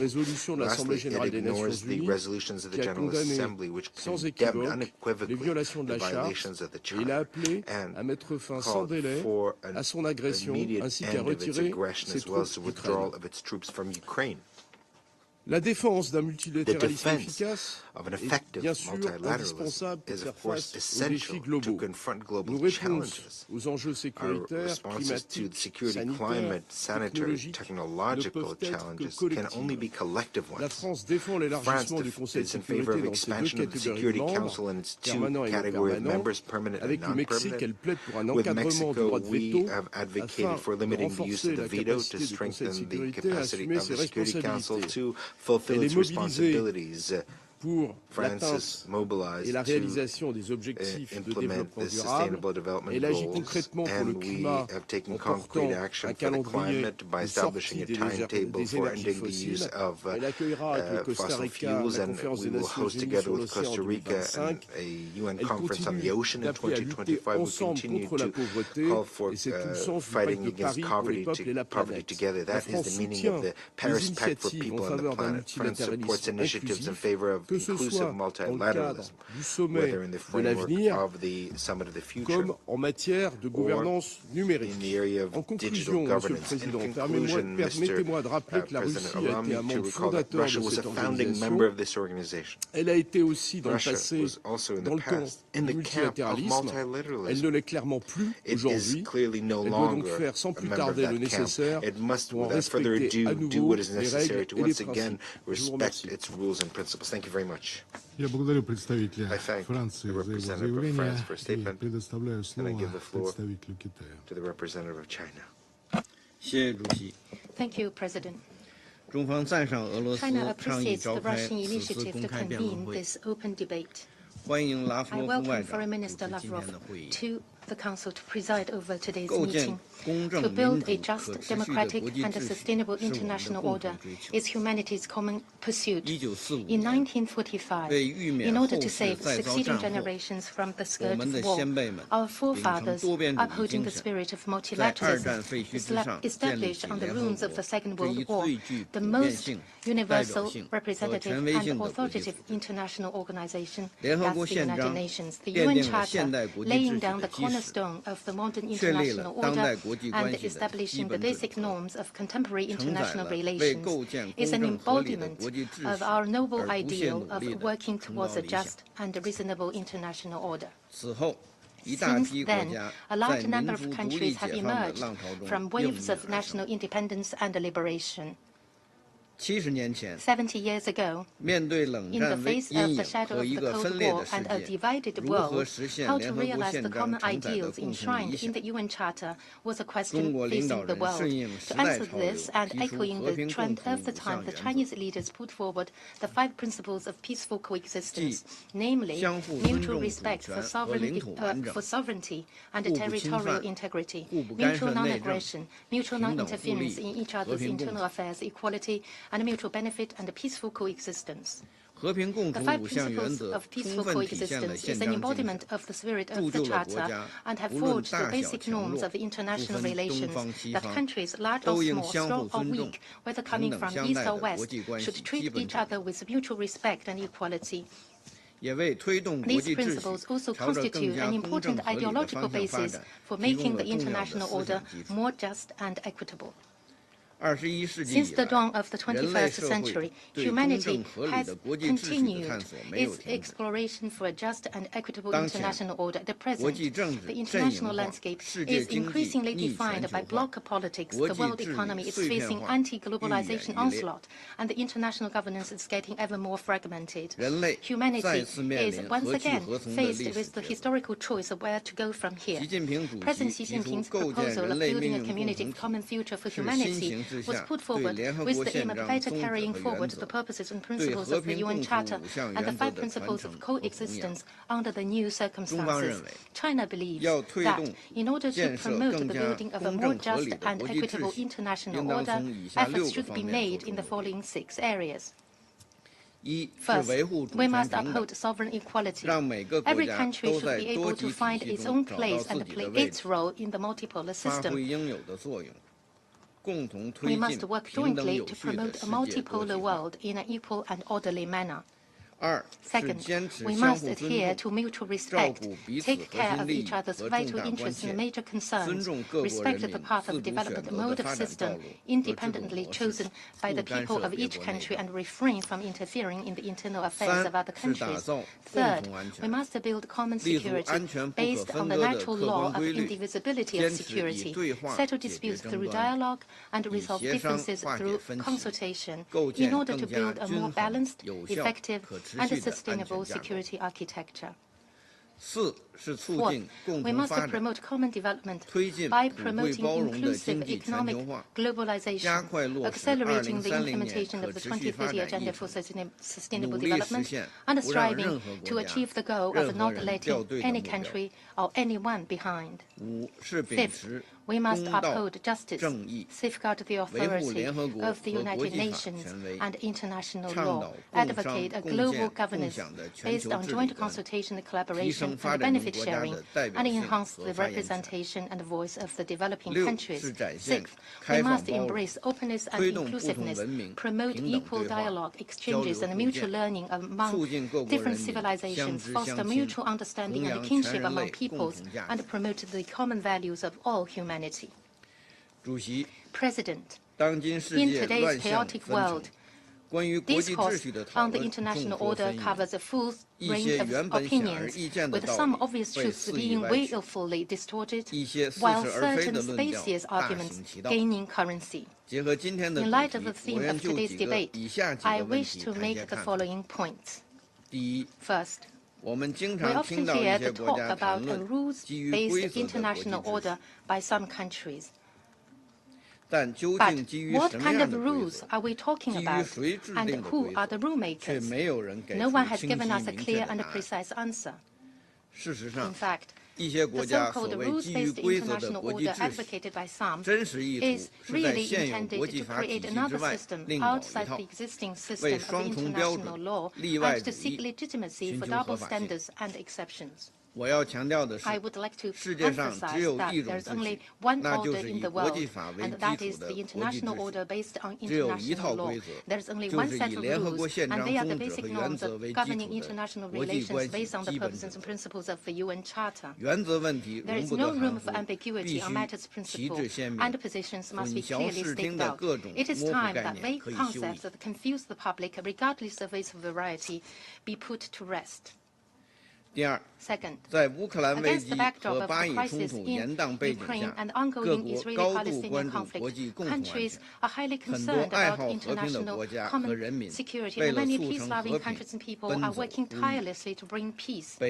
However, NATO, a regional military bloc left over from the Cold War, has been seeking to expand its sphere of influence, stopping at nothing to create false narratives, pouring oil on the fire wherever they go, stirring up confrontation between camps, and even resort to shifting the blame to countries outside the region to frame them on the issue of Ukraine, which is just the opposite of what the international community is doing in terms of persuading and promoting peace and negotiation. History has amply proved that wherever NATO's dark hand extends to, turmoil and chaos will ensue. China hereby advises NATO and other countries in question to have a soul-searching and self-inspection and stop being the troublemakers who jeopardize common security at the expense of others. Third, common development and common security are mutually reinforcing. They are the foundation of a sound international order in which development is the master key to solving all problems. A just and equitable international order cannot be built on the basis of the developed countries getting ever richer, while the developing countries remaining locked in poverty and a lack of development in the long run. We must respond to the general trend of the collective rise of the global south and make substantive strides in such areas as reform of the international financial architecture and artificial intelligence governance, so as to help and empower the developing countries to catch up. Individual countries have inappropriately broadened the concept of national security by building small yards and high walls, and indiscriminately imposed unilateral measures to disrupt the global production and supply chain, which will ultimately lead to a situation of no winners, whether bilaterally or multilaterally. We must resolutely resist such erroneous practices. President, this year and next, the United Nations will usher in such important agendas as the Summit of the Future and the 80th anniversary of the foundation of the UN. We must seize these important historical opportunities and make joint efforts to bring the international community more closer under the flag of the United Nations. Practice genuine multilateralism and make unremitting efforts to build a just, democratic, and sustainable international order. Thank you, President. I thank the representative of China for a statement, and I now give the floor to the representative of Slovenia. Thank you, Mr. President. As we are meeting to discuss preparedness of our multilateral system for the contemporary challenges, I would like to start with the timeless words of the second UN Secretary General, Dag Hammarskjöld, and it goes, "The United Nations was not created to bring us to heaven, but to save us from hell." Unfortunately, we seem to be moving more in the direction of the latter. We live in a world of dark statistics, with the highest number of ongoing conflicts, the highest number of casualties among civilians, among children, humanitarian and medical workers, among journalists. Conflicts have driven a number of forcibly displaced people to record high. We live in a time of hunger and protection crisis. Women, children and older persons bear the largest burden. Climate change, water scarcity and pollution are adding pressure on the communities around the globe. This dark trend is not a consequence of an outdated multilateral system, but rather a consequence of erosion of respect for its principles by some UN member states, including, regrettably, by a member of the Security Council. We are witnessing flagrant violation of the UN Charter with Russian aggression in Ukraine. Appalling violations of international humanitarian law and human rights law are causing immense suffering of civilians in Gaza, in Sudan, in Ukraine and elsewhere. We are facing blatant disregard for the Security Council resolutions and its sanctions in Sudan, in Gaza, DRC and DPRK, to name a few. The problem is not in multilateral system built around the UN. The problem is that the international order based on power of rules is being pushed out by rules of power. We can't and we don't need to agree on every issue on the agenda of the Security Council, but we need to share a basic foundation of effective multilateralism, which, according to our conviction, should be respect for the UN Charter and international law. No ifs, no ands, and no buts. As a minimum, this means peaceful settlement of disputes, refraining from the threat or use of force against territorial integrity of other countries, and it means protection of civilians and civilian infrastructure in times of war. We are not experiencing the crisis of multilateralism, but rather a crisis of political will to make us comply and respect the international legal system we have all built and committed to.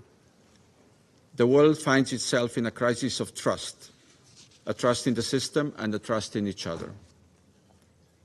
Therefore, the question before us should not be whether we need a new multilateral system, but rather how we can restore political will and trust to strengthen the one we have diligently built for decades.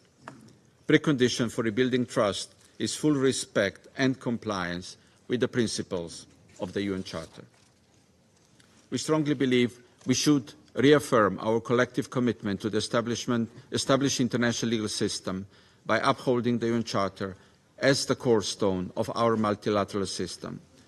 Through the codification of the international law and its progressive development, We should strengthen compliance mechanisms and accountability to ensure member states' adherence to their international obligations.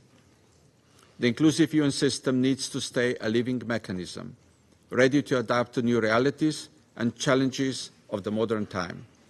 We must achieve progress in the process of its revitalization and reform. The upcoming Summit for the Future presents excellent opportunity in this regard.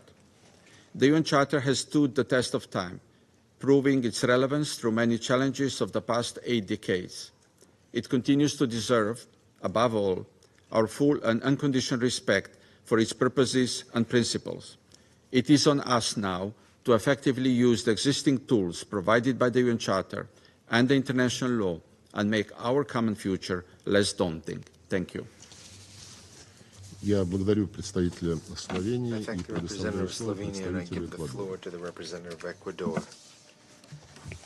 Thank you, Mr. President. I'm grateful to the Russian Federation for convening this debate on a topic that is central to global governance, that complements the discussions on multilateralism organized in previous years. In spite of having 8 decades almost have passed since we adopted the UN Charter in favor of a more peaceful and prosperous world. Today, the world is seeing the largest number of conflicts since the Second World War, which has led to 2 billion people, that is a quarter of all of humanity, living in places affected by war and violence, which highlights the fact that the Charter is not being implemented and has exposed multilateralism to an existential crisis. Ecuador is convinced that good faith among states is the foundation for restoring trust, which is the cornerstone of an effective, representative, and cooperative multilateralism.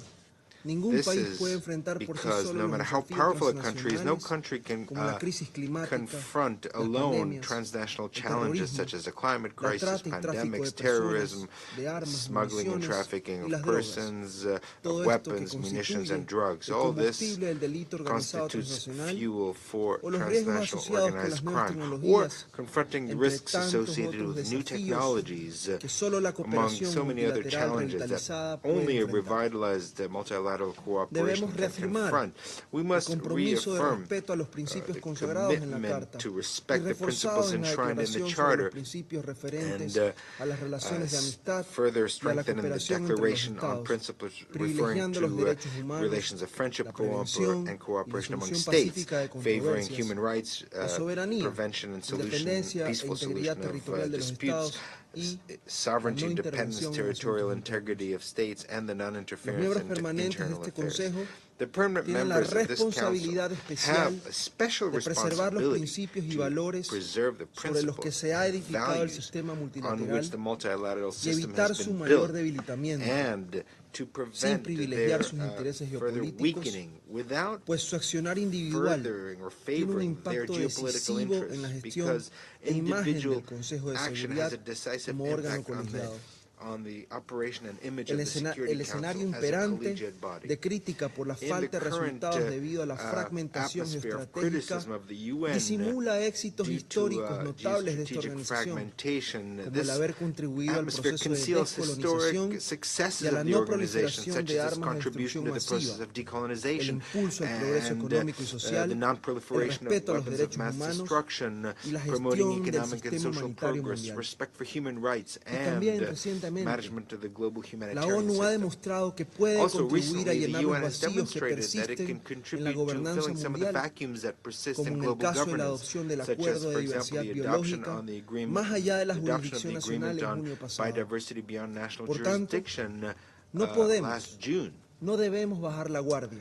Nevertheless, we cannot and must not lower our guard, because it's necessary to inject a greater dynamism in various processes that are underway and endeavor to persevere so that the multilateral architecture adapts itself to new realities, giving priority to the needs of the developing world. The first thing we must acknowledge is the existence of a pending debt continuará apoyando una reforma ambiciosa y realista, sin nuevos vetos ni privilegios a perpetuidad. Eso no serviría. Una reforma circunscrita a un modelo ético de democracia basada en los principios de alternabilidad, rendición de cuentas, adecuada a la realidad y a la diversidad del mundo contemporáneo. No obstante, la mayor deuda que tiene la comunidad internacional es no haber reconocido y actuado sobre el indisoluble nexo entre la paz y desarrollo, que impone una reforma global de la arquitectura mundial, lo que incluye particularmente a las instituciones financieras internacionales, que en su estructura actual no responden a las acuciantes necesidades del sur global. Este no es un anhelo reciente. Hace pocos meses se cumplió el 50º aniversario de la Declaración sobre el establecimiento de un nuevo orden económico internacional, cuyos postulados nos recuerdan la necesidad de mejorar la coherencia y consistencia del sistema internacional monetario, financiero y comercial, así como la urgencia de abordar las asimetrías que han afectado las perspectivas de desarrollo de los países del sur global. Tales reformas requieren particular relevancia para la consecución de la Agenda 2030 para el desarrollo sostenible, con una visión transformadora hacia la sostenibilidad económica, social y ambiental. Las inversiones en desarrollo y la prosperidad compartida son fundamentales para el mantenimiento de la paz y su implementación depende del acceso al financiamiento, el fortalecimiento de capacidades y la transferencia de tecnologías a los países en desarrollo. Se ha citado aquí ya, pero termino haciendo mías I would like to conclude by cuando en la sesión vespertina de la Asamblea General celebrada el 3 de octubre de 1953 expresó lo siguiente en idioma inglés: "It's not the Soviet Union or indeed any big power who need the United Nations for their protection. It is all of the others. In this sense, the organization is, first of all, their organization, and I deeply believe in the wisdom which they will be able to use it and guide it." Señor Presidente, Excelencias, colegas, cuando nos aprestamos a celebrar la Cumbre del Futuro en septiembre próximo, el Ecuador cree que debemos aproximarnos a la misma como una oportunidad para demostrar que la cooperación multilateral es la mejor herramienta para enfrentar los desafíos globales y que está vigente ese implícito llamado para que quienes más necesitamos a la organización usemos su arquitectura for those who most need it to use the organization to leave no one behind is still as valid as ever. Thank you very much. Я благодарю представителя Эквадора и предоставляю слово представителю Мозамбика. Mr. President, Mozambique highly commends the initiative of the Russian Federation for convening this open debate under the theme multilateral cooperation in the interest of a more just, democratic and sustainable world order. The theme under discussion today offers a unique opportunity for Council members to revisit the Charter, the legal instrument that binds us together around this horseshoe table and beyond. This is a golden opportunity for us to exchange thoughts and views on how best our collective actions can be energized and channeled to build a more just, peaceful, democratic and sustainable world order in the current challenging times. We hold the view that the United Nations was born essentially as a multilateral body aimed at guaranteeing that the system of collective security enshrined in the Charter works for the benefit of all humankind. As a matter of fact, Article 1, Paragraph 4 defines as one of the purposes of the United Nations to be a center for harmonizing the actions of nations in the attainment of common ends. It is our understanding that chief among these common ends is the maintenance of international peace and security. On many occasions, as Council members and as members of the United Nations at large, we have committed ourselves to this multilateralism that is embedded in the letter and the spirit of the Charter. Therefore, harmonizing our actions for international peace and security means, above all, that both in the Security Council and in the General Assembly, we need, in fact, we must speak with one voice and act with one purpose in upholding the purposes and principles of the Charter. We, as Mozambique, have always believed in the organization as a locus of understanding between nations, as a fundamental instrument for prevention, a prevention, in the words of the Charter, to save the succeeding generations from the scourge of war. Since the inception of our statehood, we have embraced this framework of multilateral cooperation based on the principle of sovereign equality of the United Nations membership. We have welcomed the end of Cold War in the years 89-90. We viewed this event not as a victory of one rival over the other, but as a new and fresh departure to build a just, democratic, and sustainable world order in the interest not just of the West or of the East, but of the entire humankind.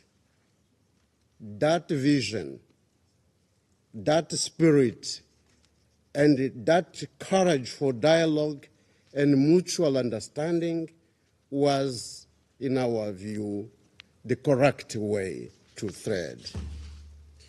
Mr. President, we believe the center of the world should be and should continue to be the United Nations. That is to say, the states must be guided at all times by the Charter of the United Nations, by the tenets of international law. Our common yardstick in that respect should be the degree to which each nation, how each nation behaves in regard to international law. We have always advocated multilateralism with inclusivity. We have supported in every instance efforts to create a peaceful and sustainable world order where the needs and priorities of the developing and least developed countries are taken into account. We recall that that was the purpose behind our effort for the establishment of a new international economic order in the 70s. That is, we believe, what we aspire to materialize today with the SDGs that pledge that no one should be left behind. The SDGs thus translate faithfully what the Charter aptly phrased as the determination to promote social progress and better standards of life in larger freedom. In the context of building an effective multilateralism, Mozambique reiterates the call on the need for Security Council reform, a reform that must take into account the African common position based on the Zuluini Consensus and the Sirte Declaration. This will allow the Council to be more inclusive, fair, just, and democratic in the discharge of its duties under the Charter at the service of the entire humankind. Mr. President, the current global security challenges require concerted efforts and a reinforced role of cooperation. Those challenges include interstate wars, intrastate conflicts, terrorism, violent extremism, transnational organized crime, proliferation of weapons, limited peacekeeping capacity and financing, among others. We are certain that global problems demand global responses. Therefore, a more just, democratic, and sustainable world order must be anchored on a cooperation where relations among nations are constructive and robust and are based on respect for the principle of equal rights of states and the self-determination of peoples. I thank you, Mr. President. Я благодарю представителя Мозамбика и предоставляю слово министру иностранных дел и торговли Венгрии, его превосходительству господину Петру Сию. Mr. President, dear Sergei, dear colleagues, first of all, thank you so much for the opportunity to speak at the Security Council in the age of dangers, as there are around 30 countries in the world which have been suffering from armed conflicts nowadays. I'm representing a country, I hope European Union colleagues paid attention, I'm representing a country, Hungary, which has been living in the shadow of a war for 2.5 years now. And we have been confronted with the direct consequences of this war. We have received more than 1 million refugees. We have been faced with war inflation. And we had to pay tremendously high energy prices. So I can tell you, colleagues, that a war looks totally different from the neighborhood compared to an ocean away. Thousands of people are dying. A country is under destruction. And this is the daily experience. But there's a long-term risk as well. A long-term risk of the world being divided into blocks again. And here comes our historic experience, a country coming from Central Europe. We know it very well from our historic experience that in case there's no chance for a civilized cooperation between East and West, we lose on it. And we don't want to lose again. Dear colleagues, I've been in this position for almost 10 years now, the longest serving currently in the European Union. And I have to tell you that I have participated on a number of events, number of meetings in the European Union in these last 10 years, when we discussed the issue of armed conflicts and wars far away of Europe. And what was the European position always? Urging the parties of the war, of that given war, to give up the battlefield solution, to sit around the negotiating table, to go for peace, negotiate with each other, look for the diplomatic solution. And what is the position now when there's a war going on in Europe? Totally different. And not only totally different, but the word peace, the word negotiation, if it is being used by someone, is being stigmatized immediately. We very well know the expressions: spies, Trojan horse, friends of whoever. So, you know, very, very bad approach. The legitimacy of diplomacy is basically being debated. For us, diplomacy is not only talking to those with whom you agree 100%. This is not diplomacy. This is something totally different. Diplomacy is about talking to everyone, even to those with whom you do not agree on major issues. That's an achievement. That's an achievement. The last 2.5 years have proved clearly in our neighborhood that there's no battlefield solution for the war in Ukraine. We have to give back the legitimacy for diplomacy. And I have to tell you, colleagues, this is not only unacceptable, but scandalous, really scandalous, that a country is being stigmatized in the 21st century just because arguing in favor of a diplomatic solution. A country is being stigmatized just because using channels of communication to talk to those with whom there might be lack of common understanding on major issues. This is totally unacceptable and scandalous. Here we are in New York, at the headquarters of the United Nations. United Nations has not been established to be a platform for like-minded countries. There are other organizations for that. UN has been established to give a platform for those who do not agree with each other, who are in a hostile relationship with each other, who are at war with each other, to talk to each other. To talk to each other.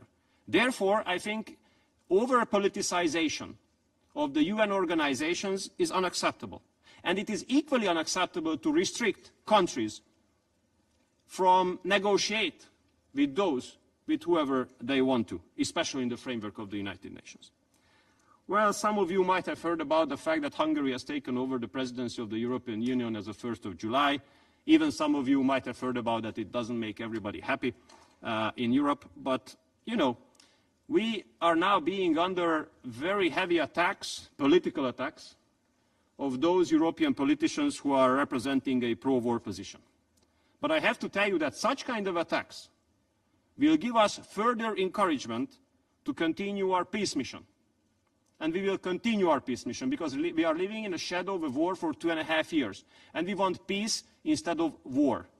And only peace will make Europe great again. But in order to make Europe great again, we have to make Europe peaceful again. Thank you so much. Я благодарю его превосходительство господина Сиярта и предоставляю слово исполняющему обязанности министра иностранных дел Исламской Республики Иран, его превосходительству господину Али Багери.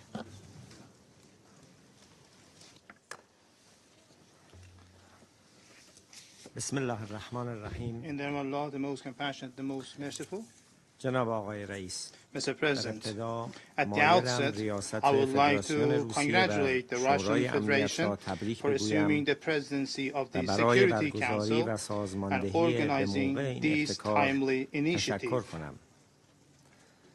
Effective multilateralism is essential for ensuring international peace and security. We stress the importance of these initiatives in highlighting the need for multilateralism and underscoring the harmful consequences of selfish unilateralism. As a founding member of the United Nations, the Islamic Republic of Iran reaffirms its commitment to effective multilateralism grounded in international law and the principles of the United Nations Charter. Allow me, Mr. President, to take this opportune occasion to share a few thoughts on behalf of the Islamic Republic of Iran. Number one, The United Nations was created not only to save the succeeding generations from the scourge of war, but also to develop friendly relations among nations based on respect for the principle of equal rights and self-determination of peoples, among others. These and other lofty purposes and principles enshrined in the Charter could only be achieved through multilateral cooperation.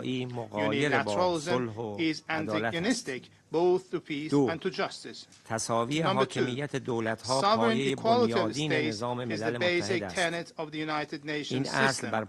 This is based on the core principle of self-determination of every nation, according to which they are entitled to decide their own identity. The prohibition of the use of threats or force and peaceful settlement of disputes, as well as non-intervention in the internal affairs of other countries, are all purpose to protect sovereign nations from foreign aggression and to secure friendly relations among them.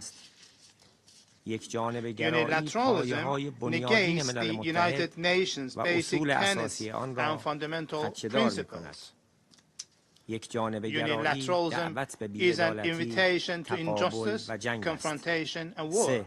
Number three, the United Nations, as the greatest symbol of multilateralism, is exposed to woes of unilateralism. Regrettably, the Security Council has been abused by certain permanent members for their self-centered political or strategic agendas. On the one hand, they have leveraged the Council to exert pressure on other independent sovereign states and paralyze the same body from taking any acts to stop aggression and breach of the peace by their allies. Again, a very outstanding example is the United States decades-long vetoing of any meaningful decision to stop the Israeli regime's persistent genocide against Palestinians and its frequent aggressions against nations of the region. I wish to emphasize that Iran's support to and solidarity with the resistance groups in the region is legitimate under international law and aims to end aggression and occupation in our region. Resistance in itself serves as a response to unilateralism and the biased support extended to the Israeli occupying regime, which is committing acts of genocide in Gaza and Palestine. Number four, multilateralism entails respect for the division of mandates among UN organs. The Security Council's encroachment on issues beyond its mandate risks the integrity of the Charter. As international treaty, according to Article 25 of the Charter, the Council's power is not limitless or arbitrary. It cannot override customary international law and international treaties. The unjust resolutions imposed against Iran during 2006 to 2010, based on unfounded claims by the United States about Iran's peaceful nuclear program were in clear violation of Iran's rights under NPT and at the cost of my people's fundamental human rights. Those responsible for these unlawful sanctions cannot evade accountability for the suffering inflicted on my people. نمی‌توانند مسئولیت خود در قبال نقض حقوق مردم ما را شانه خالی کنند. 5. اقدامات قهری یکجانبه به شکل تحریم‌های فراسرزمینی کماکان مظهر یکجانبه‌گرایی افراطی و غیرانسانی است. آمریکا و متحدان غربی‌اش که آن تحریم‌ها را اجرا می‌کنند باید برای ویرانی، مرگ و رنج بی‌پایان ملت‌های تحت تحریم از جمله مردم کشور من پاسخگو شوند. my own people. جناب آقای رئیس، خانم‌ها و آقایان، Mr. President, ladies and gentlemen, جمهوری اسلامی ایران همواره پایبندی خود به چند جانبه گرایی را نشان داده است که نمونه بارز آن مشارکت سازنده در انعقاد برجام است. برجام به عنوان یک ابتکار موفق چند جانبه توانست یکی از موضوعات غیر ضروری و یک نگرانی ساختگی از سوی کشورهای غربی در خصوص برنامه صلح‌آمیز هسته‌ای ایران را مورد توجه قرار دهد و قرار بود تحریم‌های ظالمانه را از دوش ملت ایران بردارد. متاسفانه این روند چند جانبه با رویکرد غرب و یک جانبه آمریکا با چالش جدی مواجه شد. خروج یک جانبه آمریکا از توافق یکی از مظاهر یک جانبه گرایی در عرصه بین‌المللی است که موجب آسیب دیدن به همه طرف‌های توافق گردید. به همین نحو سیاست همسایگی جمهوری اسلامی ایران یکی از نتایج توجه به چند جانبه گرایی برای حل موضوعات و نگرانی‌های مشترک است. در این زمینه ایران گفتگو و همکاری منطقه‌ای را دنبال می‌کند تا فضایی را ایجاد کند که بتوان منابع را برای پیشرفت و توسعه منطقه به نفع همگان اختصاص داد. در واقع تقویت مشارکت و همکاری برای امنیت جمعی و توسعه پایدار در منطقه اصل راهنمای سیاست خارجی جمهوری اسلامی ایران است. جناب آقای رئیس، در پایان می‌خواهم به رویکرد و سیاست خارجی دولت جدید جمهوری اسلامی ایران که مبتنی بر تقویت چند جانبه گرایی بر اساس اصول منشور ملل متحد و حقوق بین‌الملل است تأکید کنم. جناب آقای دکتر پزشکیان، رئیس جمهور محترم منتخب ایران، اعلام کردند بحیافت اصلی سیاست خارجی دولت گشایش افق‌های جدید و گسترش همه جانبه روابط دوستانه با سایر دولت‌ها بر اساس گفتگو، همکاری، برابری و احترام متقابل خواهد بود و در چارچوب این رویکرد دولت جمهوری اسلامی ایران جایگاه ویژه و رفیعی برای تعمیق هرچه بیشتر مناسبات همه جانبه با کشورهای همسایه منطقه و دیگر دولت‌ها قائل است. جناب آقای رئیس، همانطور که دبیر کل خاطر نشان ساخته، چالش‌های جهانی می‌تواند فقط از طریق احترام به حقوق بین‌الملل، پایبندی به تعهدات جهانی و اتخاذ چارچوب‌های مناسب برای حاکمیت چند جانبه حل و فصل شود. جمهوری اسلامی ایران ضمن تأکید بر این مطلب از هر گونه ابتکاری برای تقویت چند جانبه گرایی و افزایش احترام به حقوق بین‌الملل و تحقق اهداف و اصول منشور ملل متحد استقبال می‌کند. چند جانبه گرایی کلید اصلی مقابله با تهدیدات و چالش‌های جهانی است. معتقدیم که تنها راه ایجاد محیط امن، عادلانه و فراگیر همین است تا ملت‌ها از رشد و صلح پایدار بهره‌مند شوند. از توجه همه شما سپاسگزارم. Его превосходительство господину Багирикяни и предоставляю слово министру иностранных дел Кувейта, его превосходительству господину Абдулле Али Аль-Яхья. بسم الله الرحمن الرحيم. In the name of Allah, most معالي gracious, السيد most سيرجي لافروف Your Excellency, Minister Sergei Lavrov, the Minister of Foreign Affairs of the friendly country of the Russian Federation, President of the Security Council, Your Excellency, peace, mercy and blessings of Allah be upon you. At the outset, I would like to congratulate you, Mr. President, and your friendly country on your presidency of the Security Council for this month. أن تساهم رئاستكم في الدفع باتجاه صون السلم والأمن الدوليين وأن تترجم جهودكم رؤية وتطلعات الشعوب العالم كافة بقية دعم مساعي الاستقرار وأسس التعامل في العلاقات الخارجية. كما لا يفوتني كذلك أن أثمن دعوتكم لعقد هذه الجلسة الأولى من نوعها للإشراك الجميع بحوار مباشر وبناء لتغيير النظام الدولي القائم ودراسة كافة أبعاده والدفع به لتحقيق طموحات وتطلعات شعوب العالم.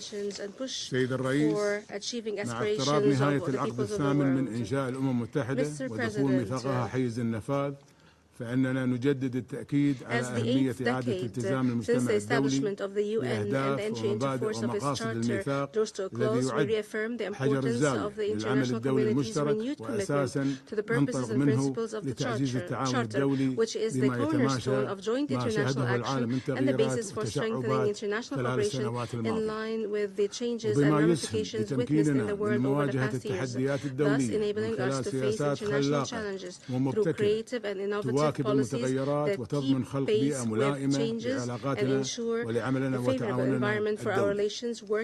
وبالرغم من كل تلك التحديات والعقبات التي يواجهها عمل منظمتنا العتيدة إلا أن الأمم المتحدة تبقى الآلية الدولية متعددة الأطراف الأكثر قبولا ومصداقية وشرعية في مجال العمل الدولي المشترك كما يبقى ميثاقها وما يحمل من مبادئ ومقاصد إطارا واضحا ومرجعا رئيسيا لتنظيم العلاقات بين الدول وتنميتها وأساسا صلبا لعملنا المشترك وعليه فإننا مطالبون أكثر من أي وقت مضى بمراجعة حساباتنا وتقييم أولوياتنا وتعزيز كافة السبل التي ترمي إلى تطوير عملنا المشترك.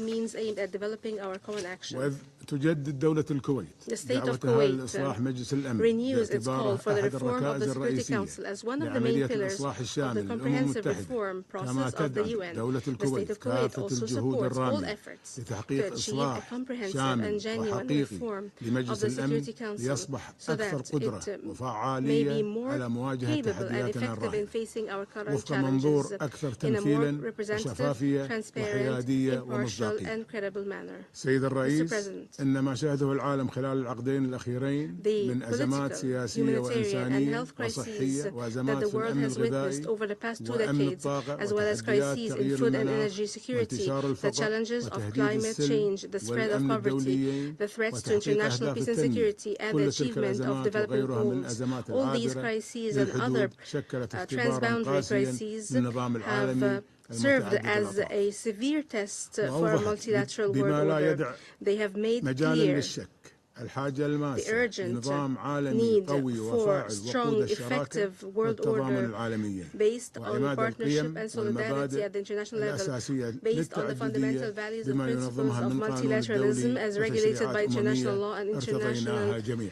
UN legislation that we have وفي all ضوء accepted. التحديات العالمية التي بطبيعتها تتطلب تضافر الجهود ولمواجهتها يتوجب أن تلعب الدول الصغيرة دورا محوريا في معالجة هذه التحديات باعتبارها أمرا ضروريا كما نعول في هذا السياق على الدول المتقدمة في لعب الدور الريادي يساهم في خلق شراكة أكثر عدلا وتوازنا والوفاء بالتزاماتها المتفق عليها دعما لمسيرة تنمية البلدان الأقل نموا من خلال نقل التكنولوجيا وتخفيف الأعباء الديون بما في ذلك تقديم المساعدة الإنمائية الرسمية وبما يتماشى مع الخطة التنمية المستدامة في سنة 2030 مع الأخذ بالاعتبار مواكبة المتغيرات الإنمائية لكي تلحق الدول النامية بالركب العالمي لا سيما تلك في التي تواجه أوضاعا خاصة وذلك في إطار شراكات إنمائية وتمويلية جديدة متسقة مع الأولويات الوطنية. Partnerships consistent with national priorities. In closing, I would like once again to commend your cooperation and that of the permanent mission of the Russian Federation to the UN in conducting the work of the Security Council for this month. We hope that these discussions will continue on the reform of the current world order so that it would be more stable, sustainable, just in the long term. May the peace and blessings of Allah be upon you. Я благодарю его превосходительство господина Аль-Яхья за его заявление и предоставляю слово заместителю министра иностранных дел Беларуси Уважаемый господин председатель, уважаемые члены Совета Безопасности, уважаемые дамы и господа, позвольте поздравить Российскую Федерацию с председательством и пожелать успеха в выполнении этой важнейшей функции в многосторонней дипломатии. Хотим отметить исключительную важность темы сегодняшней дискуссии. Действительно, в следующем году мир отметит 80-ю годовщину окончания Второй мировой войны, самого кровопролитного и опустошительного противостояния в истории человечества. Свидетели той войны и великие умы той эпохи, создавая устав Организации Объединенных Наций как документ, воплотивший идеалы всеобщей вовлеченности, солидарности и уважения суверенного равенства государств, как документ, отражающий идеи действительно разделенной ответственности и неделимой безопасности, как инструмент многостороннего инклюзивного решения глобальных проблем, не могли и представить, что долгий путь их идеалов от де-факто биполярного мира через однополярный момент к перспективной многополярности приведет нас сегодня не только к минимизации многосторонности в международных делах, но и на грань Третьей мировой войны. Стремление удержать гегемонию, нежелание признавать законные интересы и озабоченности в сфере безопасности своих соседей и других игроков, стремление к получению односторонних преимуществ в доступе к ресурсам, желание недобросовестно воспользоваться доминирующим положением в экономике привели одурманенный эйфорией однополярного момента Запад и его элиты, судя по всему, для него самого совсем к неожиданному результату. Западу не удалось возглавить многосторонность, как мог бы сделать истинный лидер. Но западные элиты попытались максимально использовать свои преимущества для эксплуатации других. Сопротивление же этому привело к росту напряженности в мире, к росту конфликтности, к деградации системы международной безопасности, мер доверия, контроля над вооружениями, противостоянию в той или иной степени с определенной частью членов международного сообщества и даже к войне в Европе. Мы являемся свидетелями осознанного отказа западных элит в лице НАТО от многосторонности в решении кризисов и ее ставки на противостояние с теми, кого они определили в конкуренты, в противники и в угрозы. Более того, мы являемся свидетелями не просто отказа Запада от многосторонности, но отказа от двустороннего международного сотрудничества со ставкой на принуждение к взаимодействию, на навязанных Западом условиях и правилах. Чего стоит только развязанная Польшей на границе с Беларусью настоящая война против мигрантов из южных стран с десятками убитых и сотнями искалеченных людей польскими силовиками.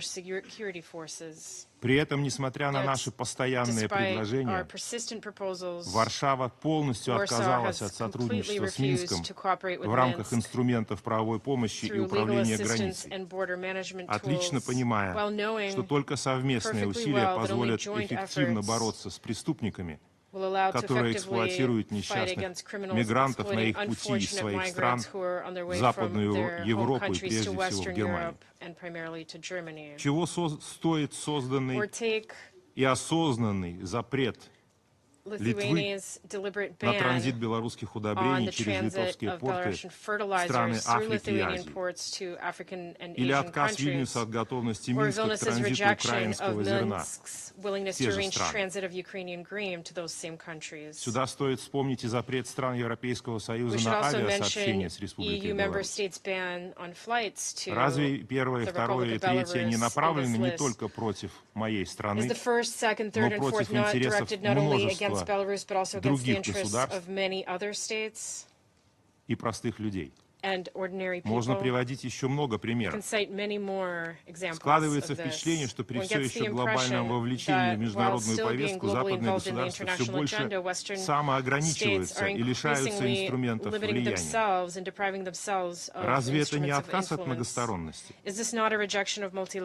Акцент на односторонние действия, на односторонность выгод, на диктат только своих правил. Вот корень проблем сегодняшнего мира.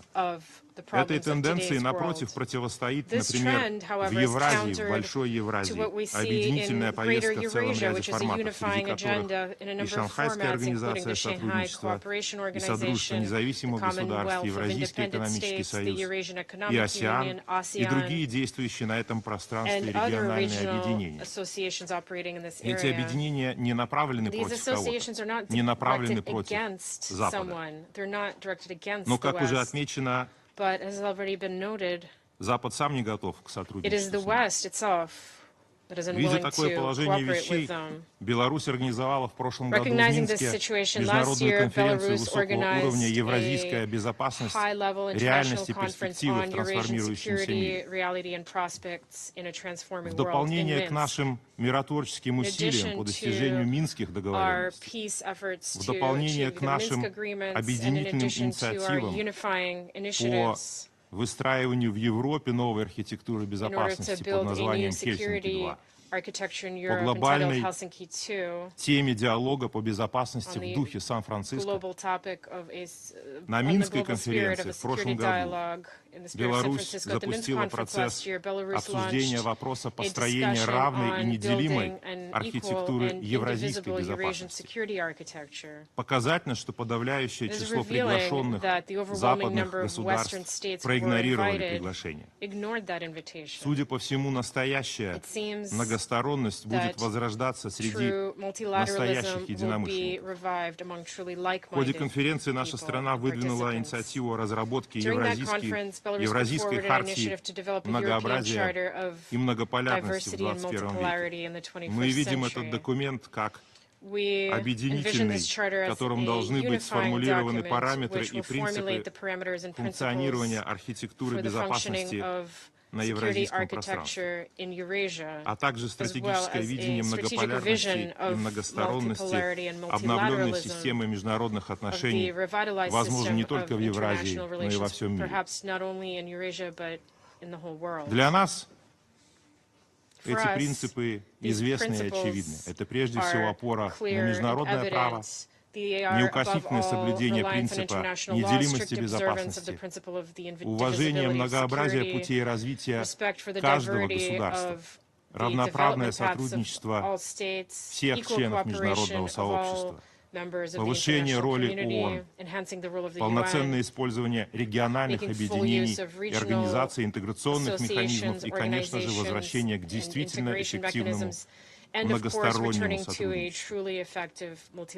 Дальнейшее обсуждение этой темы мы намерены продолжить на второй Минской конференции по евразийской безопасности в конце октября, начале ноября 2024 года. Благодарю за внимание.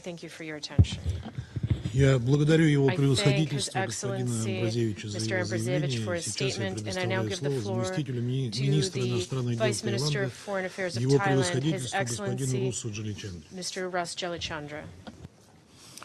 Mr. President, I would like to thank the Russian Federation for organizing this meeting. Thailand welcomes this open debate because we are committed to multilateralism. I wish to make 4 points as follows. First, the increasing number of conflicts worldwide require a more inclusive, resilient, and effective multilateralism, with the United Nations at its core. The lack of inclusive and transparent discussions often leads to differing perception and mistrust. Diplomacy and dialogue are key to avoid further confrontation and escalation of violence. The United Nations convening power should be leveraged to bring all sides together to work on sustainable and peaceful solutions. The forthcoming summit of the future will be an opportunity for all states to redesign the UN that is capable of addressing current and future global challenges. Second, to ensure that multilateralism with the United Nations at its core will continue to be relevant, the reform of United Nations, particularly the Security Council, is important.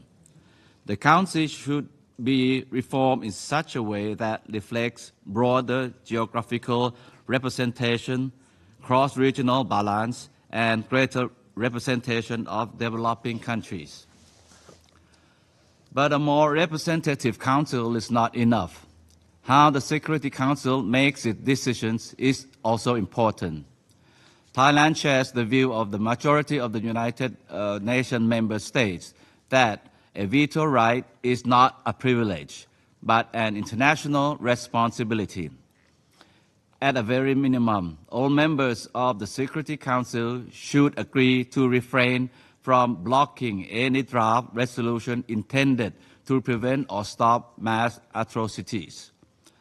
At the same time, countries should work on improving the Council working methods and increasing stakeholders' participation in the Council's meeting, which are low-hanging fruits. Third, it is important for the United Nations to work in close partnership with international financial institutions, regional organizations, and institutions and other key stakeholders.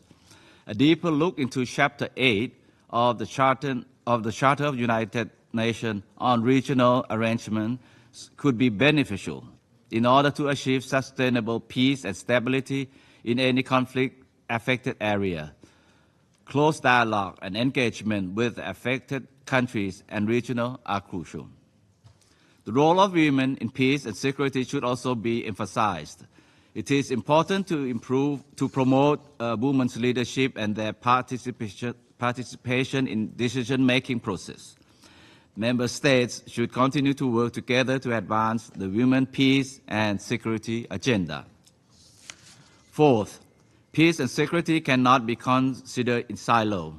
It is essential for the United Nations to take a holistic approach and strengthen the complementarities between peace, sustainable development, and human security. Peace and sustainable development are two sides of the same coin, with one reinforcing the other. To achieve this, all bodies within the United Nations system should work together in sync. The work of Security Council, the General Assembly, the ECOSOC, and all specialized agencies should be more closely coordinated. In conclusion, multilateralism with the United Nations as its core remains a vital platform for diplomacy and the pursuance of friendly relations among states. But the United Nations can only be as effective as its members. Therefore, we need to reaffirm our commitment to multilateralism and work together to make it strong, because a more just, democratic, sustainable world order cannot be achieved without the United Nations. I thank you. Я благодарю его превосходительство господина Джаличандру за его заявление. Сейчас я хотел бы напомнить всем ораторам о необходимости ограничивать продолжительность своих выступлений 3 минутами с тем, чтобы Совет мог оперативно завершить свою работу. По истечении 3 минут на ободке микрофона оратора начнет мигать световой сигнал, указывающий на необходимость завершать выступление. Сейчас я предоставляю слово Сербии. Mr. President, world of today is faced with numerous and serious challenges that necessitate close cooperation by us all, as well as responsibility in quest for proper and applicable answers. Serbia considers productive multilateralism is both necessary and achievable if we demonstrate readiness for common engagement in spirit of cooperation, compromise, and flexibility. My country's foreign policy efforts at a global level and cooperation with our partners in Europe and in the region have the aim and making of contribution through the constructive approach to achievement of all our common goals. Mr. President, world situation is characterized by numerous and complex issues, multidimensional and interconnected crises and conflicts, solution of which is possible only through common and sincere efforts within multilateral framework. Serbia believes that multilateralism is the best approach in the current geopolitical situation, since it implies equitable participation by states, respect for diversity and harmonization of interest of all, with the aim of finding long-term sustainable solutions. In current circumstances of a crisis of multilateralism, conflicts in many parts of the world, and dealing with the global challenges, respect for international law and principle of United Nations charters continue to be imperative. If we want to preserve existing international order and the foundations of development of each and every society. My country calls for intensification of efforts for overcoming differences and solving world conflicts through dialogue and full respect for United Nations Charter and international law. We emphasize deeply and share our painful lives lost in conflicts around the world, including tragic events in the Middle East and in Ukraine. We are convinced that our constructive dialogue, that only constructive dialogue and diplomatic solutions can lead to peace. All conflicts are resolved at negotiation table and there is no valuable alternative for it. United Nations is based on a common principle and norms that supposedly guidelines for international community. If we step away from guidelines, we are bound to end in a vicious circle of selective justice. Serbia respects territorial integrity of all United Nations member states. Accordingly, we expect that other member states respect territorial integrity of Republic of Serbia under United Nations Security Council Resolution 1244 of 1999. Activities of Serbia aimed at preserving its territorial integrity and sovereignty reflects its effort to uphold principles of international law, United Nations Charter, and in the case of my country, legally binding United Nations Security Council Resolution 1244, which guarantees its sovereignty and territorial integrity. We are convinced that digital space abounds in a possible, therefore, we need to promote open, free, global, stable, and safe cyberspace in which human rights, freedoms, and rule of law are fully implemented. Our task is to make sure that digital transformation functions for everyone and that accessible, sensible interlinkage and digital inclusions are achieved.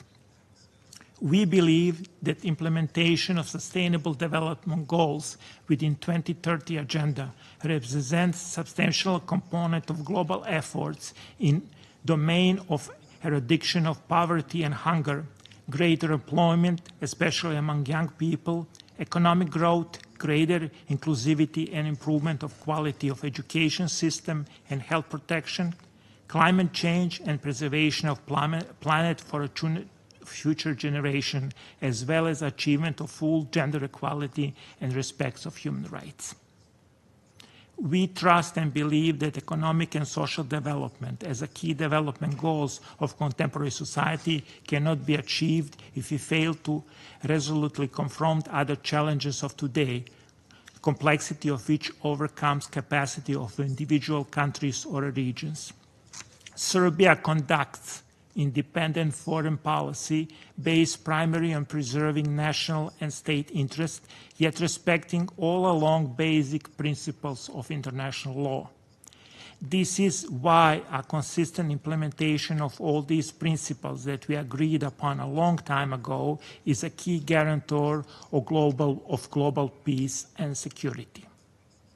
Therefore, we should not abandon our effort to promote universality of basic principles of United Nations Charter, irrespective of continuity suffering of consequences of their selective implementation.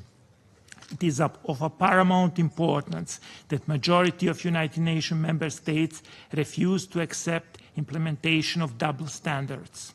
In that context, we are very thankful for all these who support Serbia's effort to maintain its own sovereignty and territorial integrity. We are in engagement that transparency and confidence building strengthen safety and security, improve sustainability, and continue to better confidence and understanding among states and peoples. I want to believe that our upcoming Summit of the Future will open a new charter in which we shall renew mutual confidence and achieve greater understanding and solidarity, creating prospects for safer and better future. In conclusion, Mr. President, I want to point again to Serbia's full commitment to values of multilateralism contained in the United Nations Charter. It is important that we continue to work together to redefine and harmonize multilateralism with contemporary multipolar world in order to respond in a proper way to current as well as future crises and challenges. Thank you, Mr. President. Я благодарю Сербию за их заявление и хочу еще раз напомнить всем ораторам о необходимости ограничивать продолжительность своих выступлений 3 минутами с тем, чтобы Совет мог оперативно завершить свою работу. По истечении 3 минут на ободке микрофона оратора начнет мигать световой сигнал, указывающий на необходимость завершения. Сейчас я предоставляю слово Марокко. Merci beaucoup, Monsieur le Président. Permettez-moi tout d'abord de vous féliciter pour la tenue de ce débat ouvert du Conseil de sécurité sur votre présidence distinguée, qui se veut une occasion renouvelée pour les États membres des Nations Unies de réaffirmer leur engagement plein, constant vers la promotion du multilatéralisme au service d'un monde équitable, juste, démocratique et prospère. L'ordre et la justice sont fondamentaux. Deux faces d'une même médaille. En effet, un ordre international juste n'est possible sans la justice. Mais il est aussi vrai que sans respect de la Charte des Nations Unies, la paix ne sera jamais pérenne ou juste. La mise en place d'un nouvel ordre mondial qui répond aux attentes et aux aspirations de la communauté internationale passe à travers une bonne gouvernance qui fonctionne de manière symbiotique avec cet ordre mondial afin que nos actions communes soit en harmonie avec nos engagements internationaux. Dans ce sens, il est crucial d'assurer une représentation juste des intérêts nationaux et collectifs des États qui promeuvent leur participation au processus décisionnel international afin que leur voix résonne et que les différends soient réglés de manière équitable dans le cadre du droit international. En outre, aucun modèle unique ne devrait être considéré comme la norme que les États doivent répliquer. Ainsi, un ordre international juste requiert la création de véritables opportunités pour le développement socio-économique des États membres, ne laissant personne de côté dans le cadre d'un développement durable au profit de tous.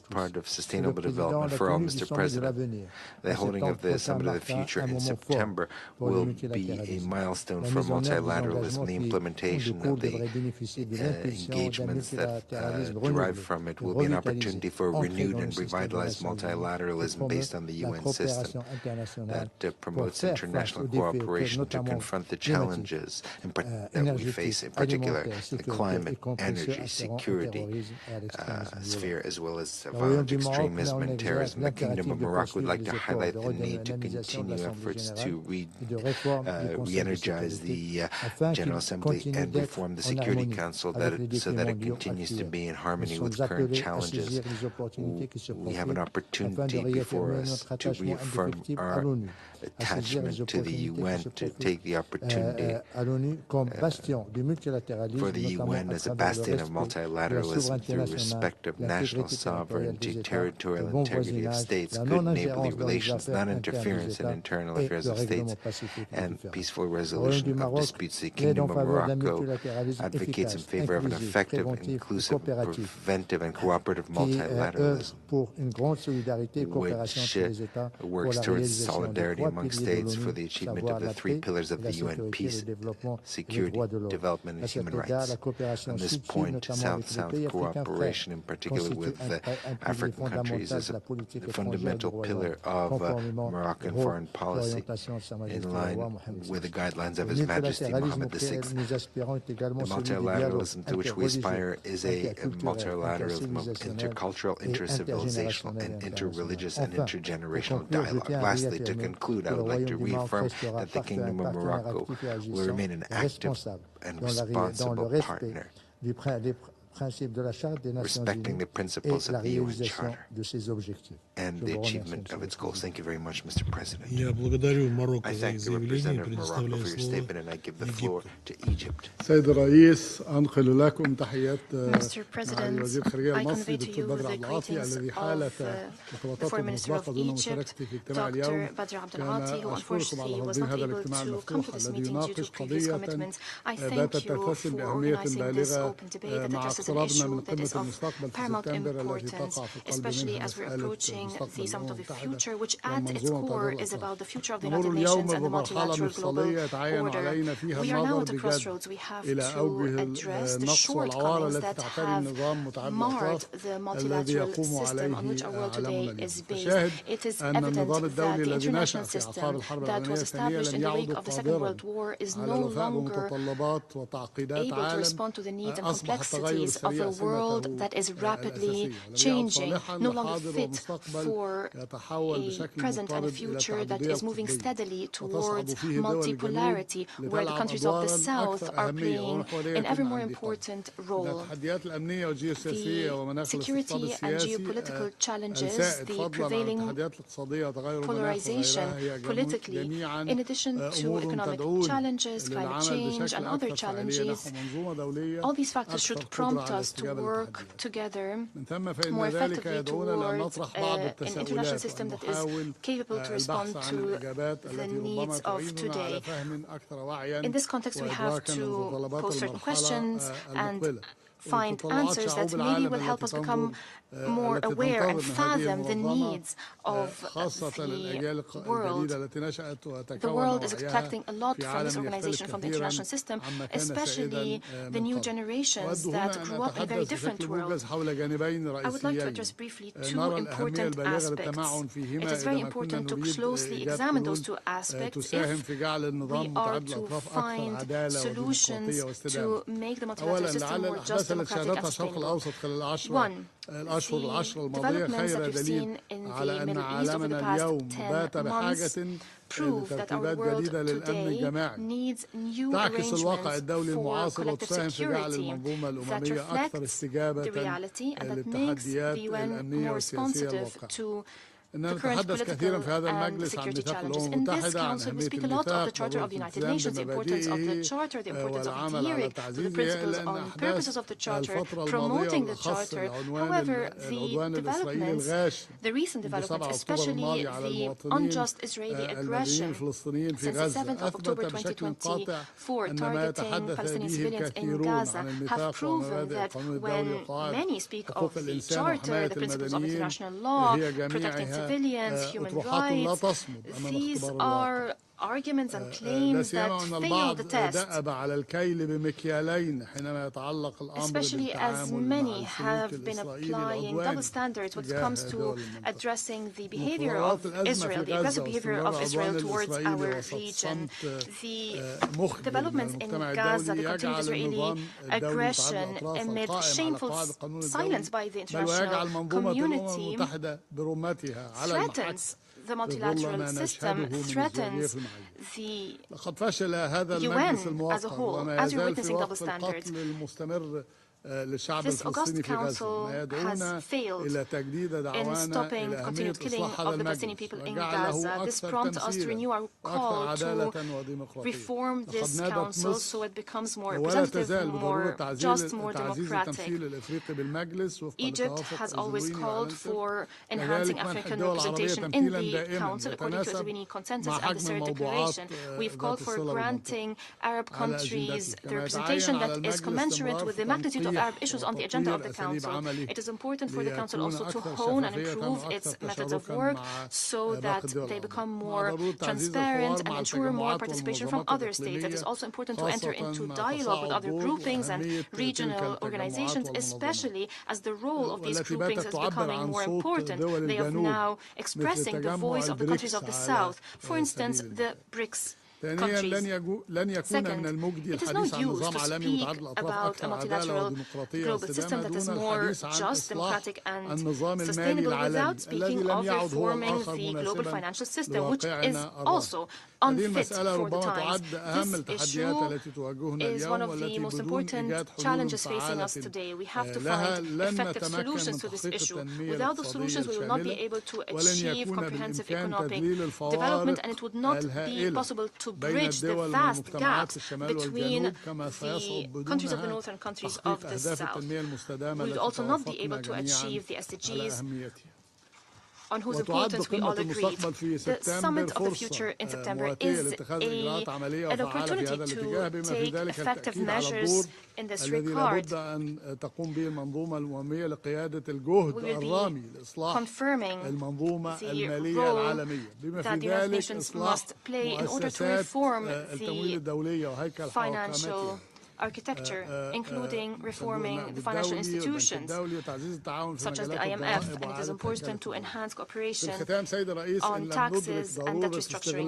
In conclusion, Mr. President, if we do not use this moment to bring about a radical change in the multilateral system, and most notably the United Nations, which lies at its core,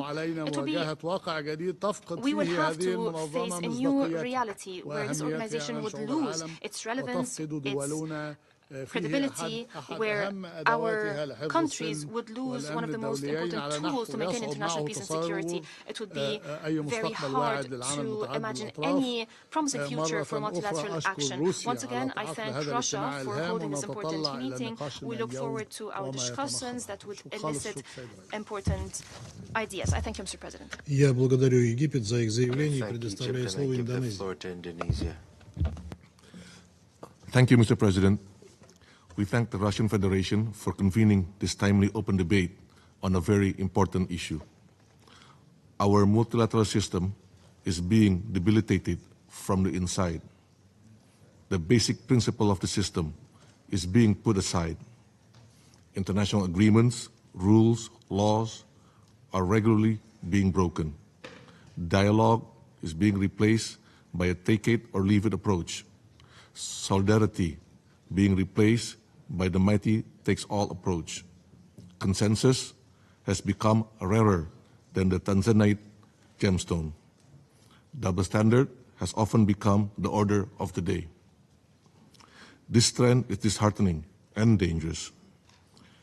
We are failing the people we serve on upholding peace and security, saving lives in conflict situations, protecting human rights, ensuring development, protection of the environment of our children and our children's children.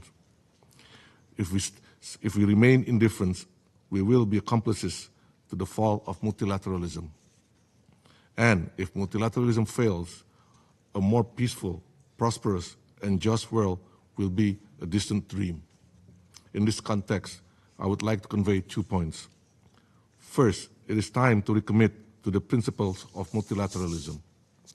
Principles of inclusivity, equality, solidarity, partnership, and trust building must always guide us, with the UN Charter and international law as our beacon of light.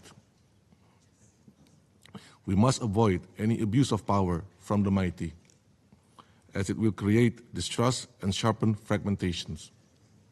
Second, we must seize the opportunity to reform our multilateral system to be more fit for purpose.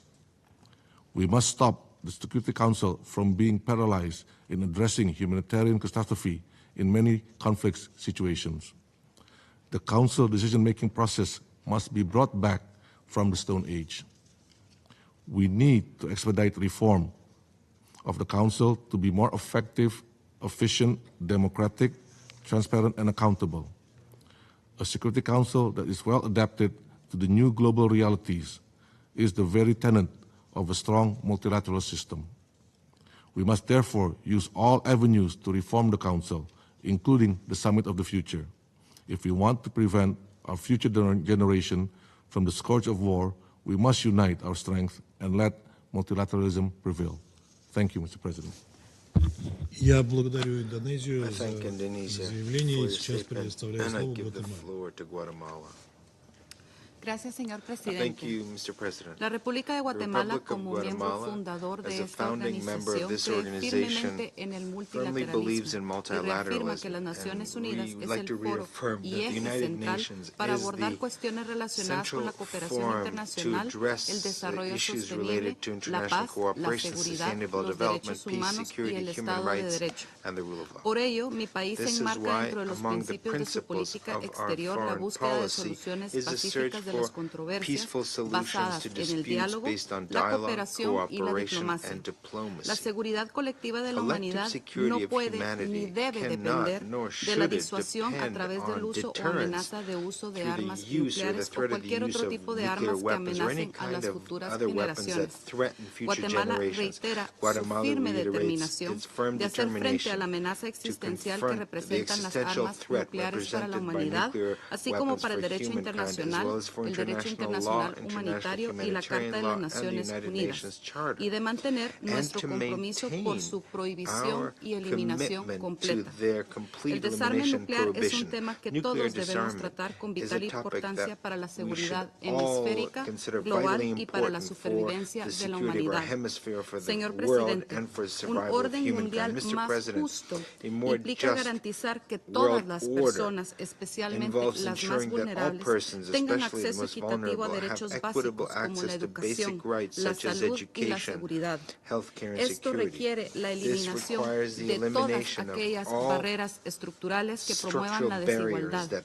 La cooperación multilateral puede y debe ayudar a establecer normas internacionales que promueven la equidad y la justicia social en todas las naciones. Es indispensable trabajar en el fortalecimiento del multilateralismo, con el fin que las Naciones Unidas sea capaz de responder a los nuevos retos y desafíos que amenazan la paz y seguridad internacional bajo un marco de acción basado en el respeto a la soberanía e integridad territorial de los Estados. Es necesario que exista mayor coherencia en la implementación de los tres pilares de esta organización y que a su vez se reconozca que los mismos están interrelacionados y se refuerzan mutuamente. En ese sentido, reiteramos nuestro apoyo a la nueva Agenda para la Paz. Tenemos la responsabilidad colectiva de fortalecer el respeto por el derecho internacional, siendo este fundamental para mantener un orden global justo. Reafirmamos la importancia crítica del cumplimiento de las normas del derecho internacional humanitario como medio de prevención y mitigación del costo humano en los conflictos armados internacionales y no internacionales, sin dejar de lado la responsabilidad de proteger. Es inaceptable que las unidades de salud y los centros educativos sean un objetivo militar. Dichos ataques deben ser condenados en su forma más enérgica. Guatemala continuará abogando por la diplomacia preventiva y la mediación como medios para evitar escaladas de conflictos. Como se reafirma en la Declaración de Manila, todos los estados tienen la obligación de solucionar sus controversias internacionales por medios pacíficos como la negociación, el arbitraje y arreglos judiciales. Este Consejo puede y debe beneficiarse de una mayor interacción con los miembros y otros órganos de la ONU, incluyendo el Consejo de Derechos Humanos. Además, mantenemos nuestro firme apoyo al rol de la Comisión de la Consolidación de la Paz y su enfoque integrado. Desde la perspectiva de mi país, es necesario que el Consejo de Seguridad tenga en cuenta las diferentes herramientas estratégicas que se pueden utilizar a nivel operacional a fin de incluir el componente de consolidación de la paz en los mandatos de mantenimiento de la paz. Para concluir, exhortamos a todos los Estados miembros a fortalecer su compromiso con la Carta de la ONU mediante la defensa de sus principios como abstenerse a la amenaza y el uso de la fuerza, respetar la integridad territorial, el derecho internacional y la resolución pacífica de controversias. Muchas gracias. Я благодарю Гватемалу за заявление, и прежде чем передать слово Никарагуа, я хотел бы сообщить членам Совета, что это будет последнее выступление на сегодняшнем заседании. Никарагуа. Muchas gracias, señor presidente. Felicitamos a la Federación Rusa y a su canciller Sergei Lavrov por la exitosa presidencia de julio del Consejo de Seguridad. Nicaragua se asocia al discurso que pronunciará Uganda en nombre del Movimiento de Países No Alineados y de la República Bolivariana de Venezuela en nombre del Grupo de Amigos en Defensa de la Carta de Naciones Unidas. Nicaragua reafirma que la paz y el multilateralismo son principios fundamentales para nuestros pueblos, de conformidad con la Carta de Naciones Unidas y el derecho internacional, lo que se refleja en todas nuestras relaciones internacionales y en nuestro compromiso con el multilateralismo. Por una paz y seguridad justas y verdaderas, ya es hora de acercar el derecho de los pueblos a una organización de Naciones Unidas que nos represente a todas y todos. Consideramos que ante las crecientes acciones intervencionistas de países occidentales que ponen en peligro la paz y la seguridad internacionales, se hace más necesario un nuevo orden mundial para garantizar dicha paz y seguridad en un nuevo mundo multipolar y policéntrico. Reiteramos que este nuevo orden debe ser en conformidad con los principios y propósitos de la Carta de Naciones Unidas, respetando la soberanía, la independencia, la autodeterminación de los pueblos y la no intervención en los asuntos internos de los Estados. Requisitos indispensables para lograr esa paz y estabilidad nacional e internacional que todos y todas deseamos. Las inhumanas e ilegales medidas coercitivas unilaterales deben eliminarse de inmediato para garantizar estabilidad, paz y desarrollo de las familias, pueblos y naciones. Estas medidas son agresiones y el mayor obstáculo para la implementación de la Agenda 2030 y la erradicación de la pobreza. Señor Presidente, nace un nuevo orden mundial. Los imperios se debilitan. Surgen en el mundo alternativas. Nuevos mecanismos de integración de pueblos y solidaridad, como acciones e iniciativas como la que hacen la República Popular China, la Federación Rusa, los pueblos que se agrupan en los BRIC, los pueblos de África, pueblos árabes. A pesar de las múltiples crisis, esta era está pariendo un mundo multipolar de solidaridad y de lucha de todos nuestros pueblos frente a las viejas y nuevas formas de imposición imperialista, colonial y neocolonial.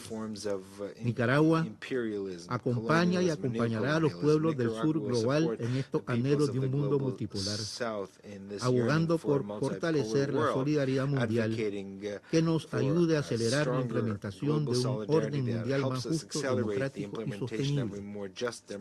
Agradecemos, señor Presidente, nuevamente a la Federación de Rusia por su liderazgo y contribuciones en la creación de este nuevo mundo multipolar. Muchas gracias. Я благодарю Никарагуа за их заявление. В нашем списке остается еще ряд ораторов, записавшихся для выступления на этих открытых дебатах. С согласия членов Совета я намерен прервать это заседание до 15:00. Заседание прервано.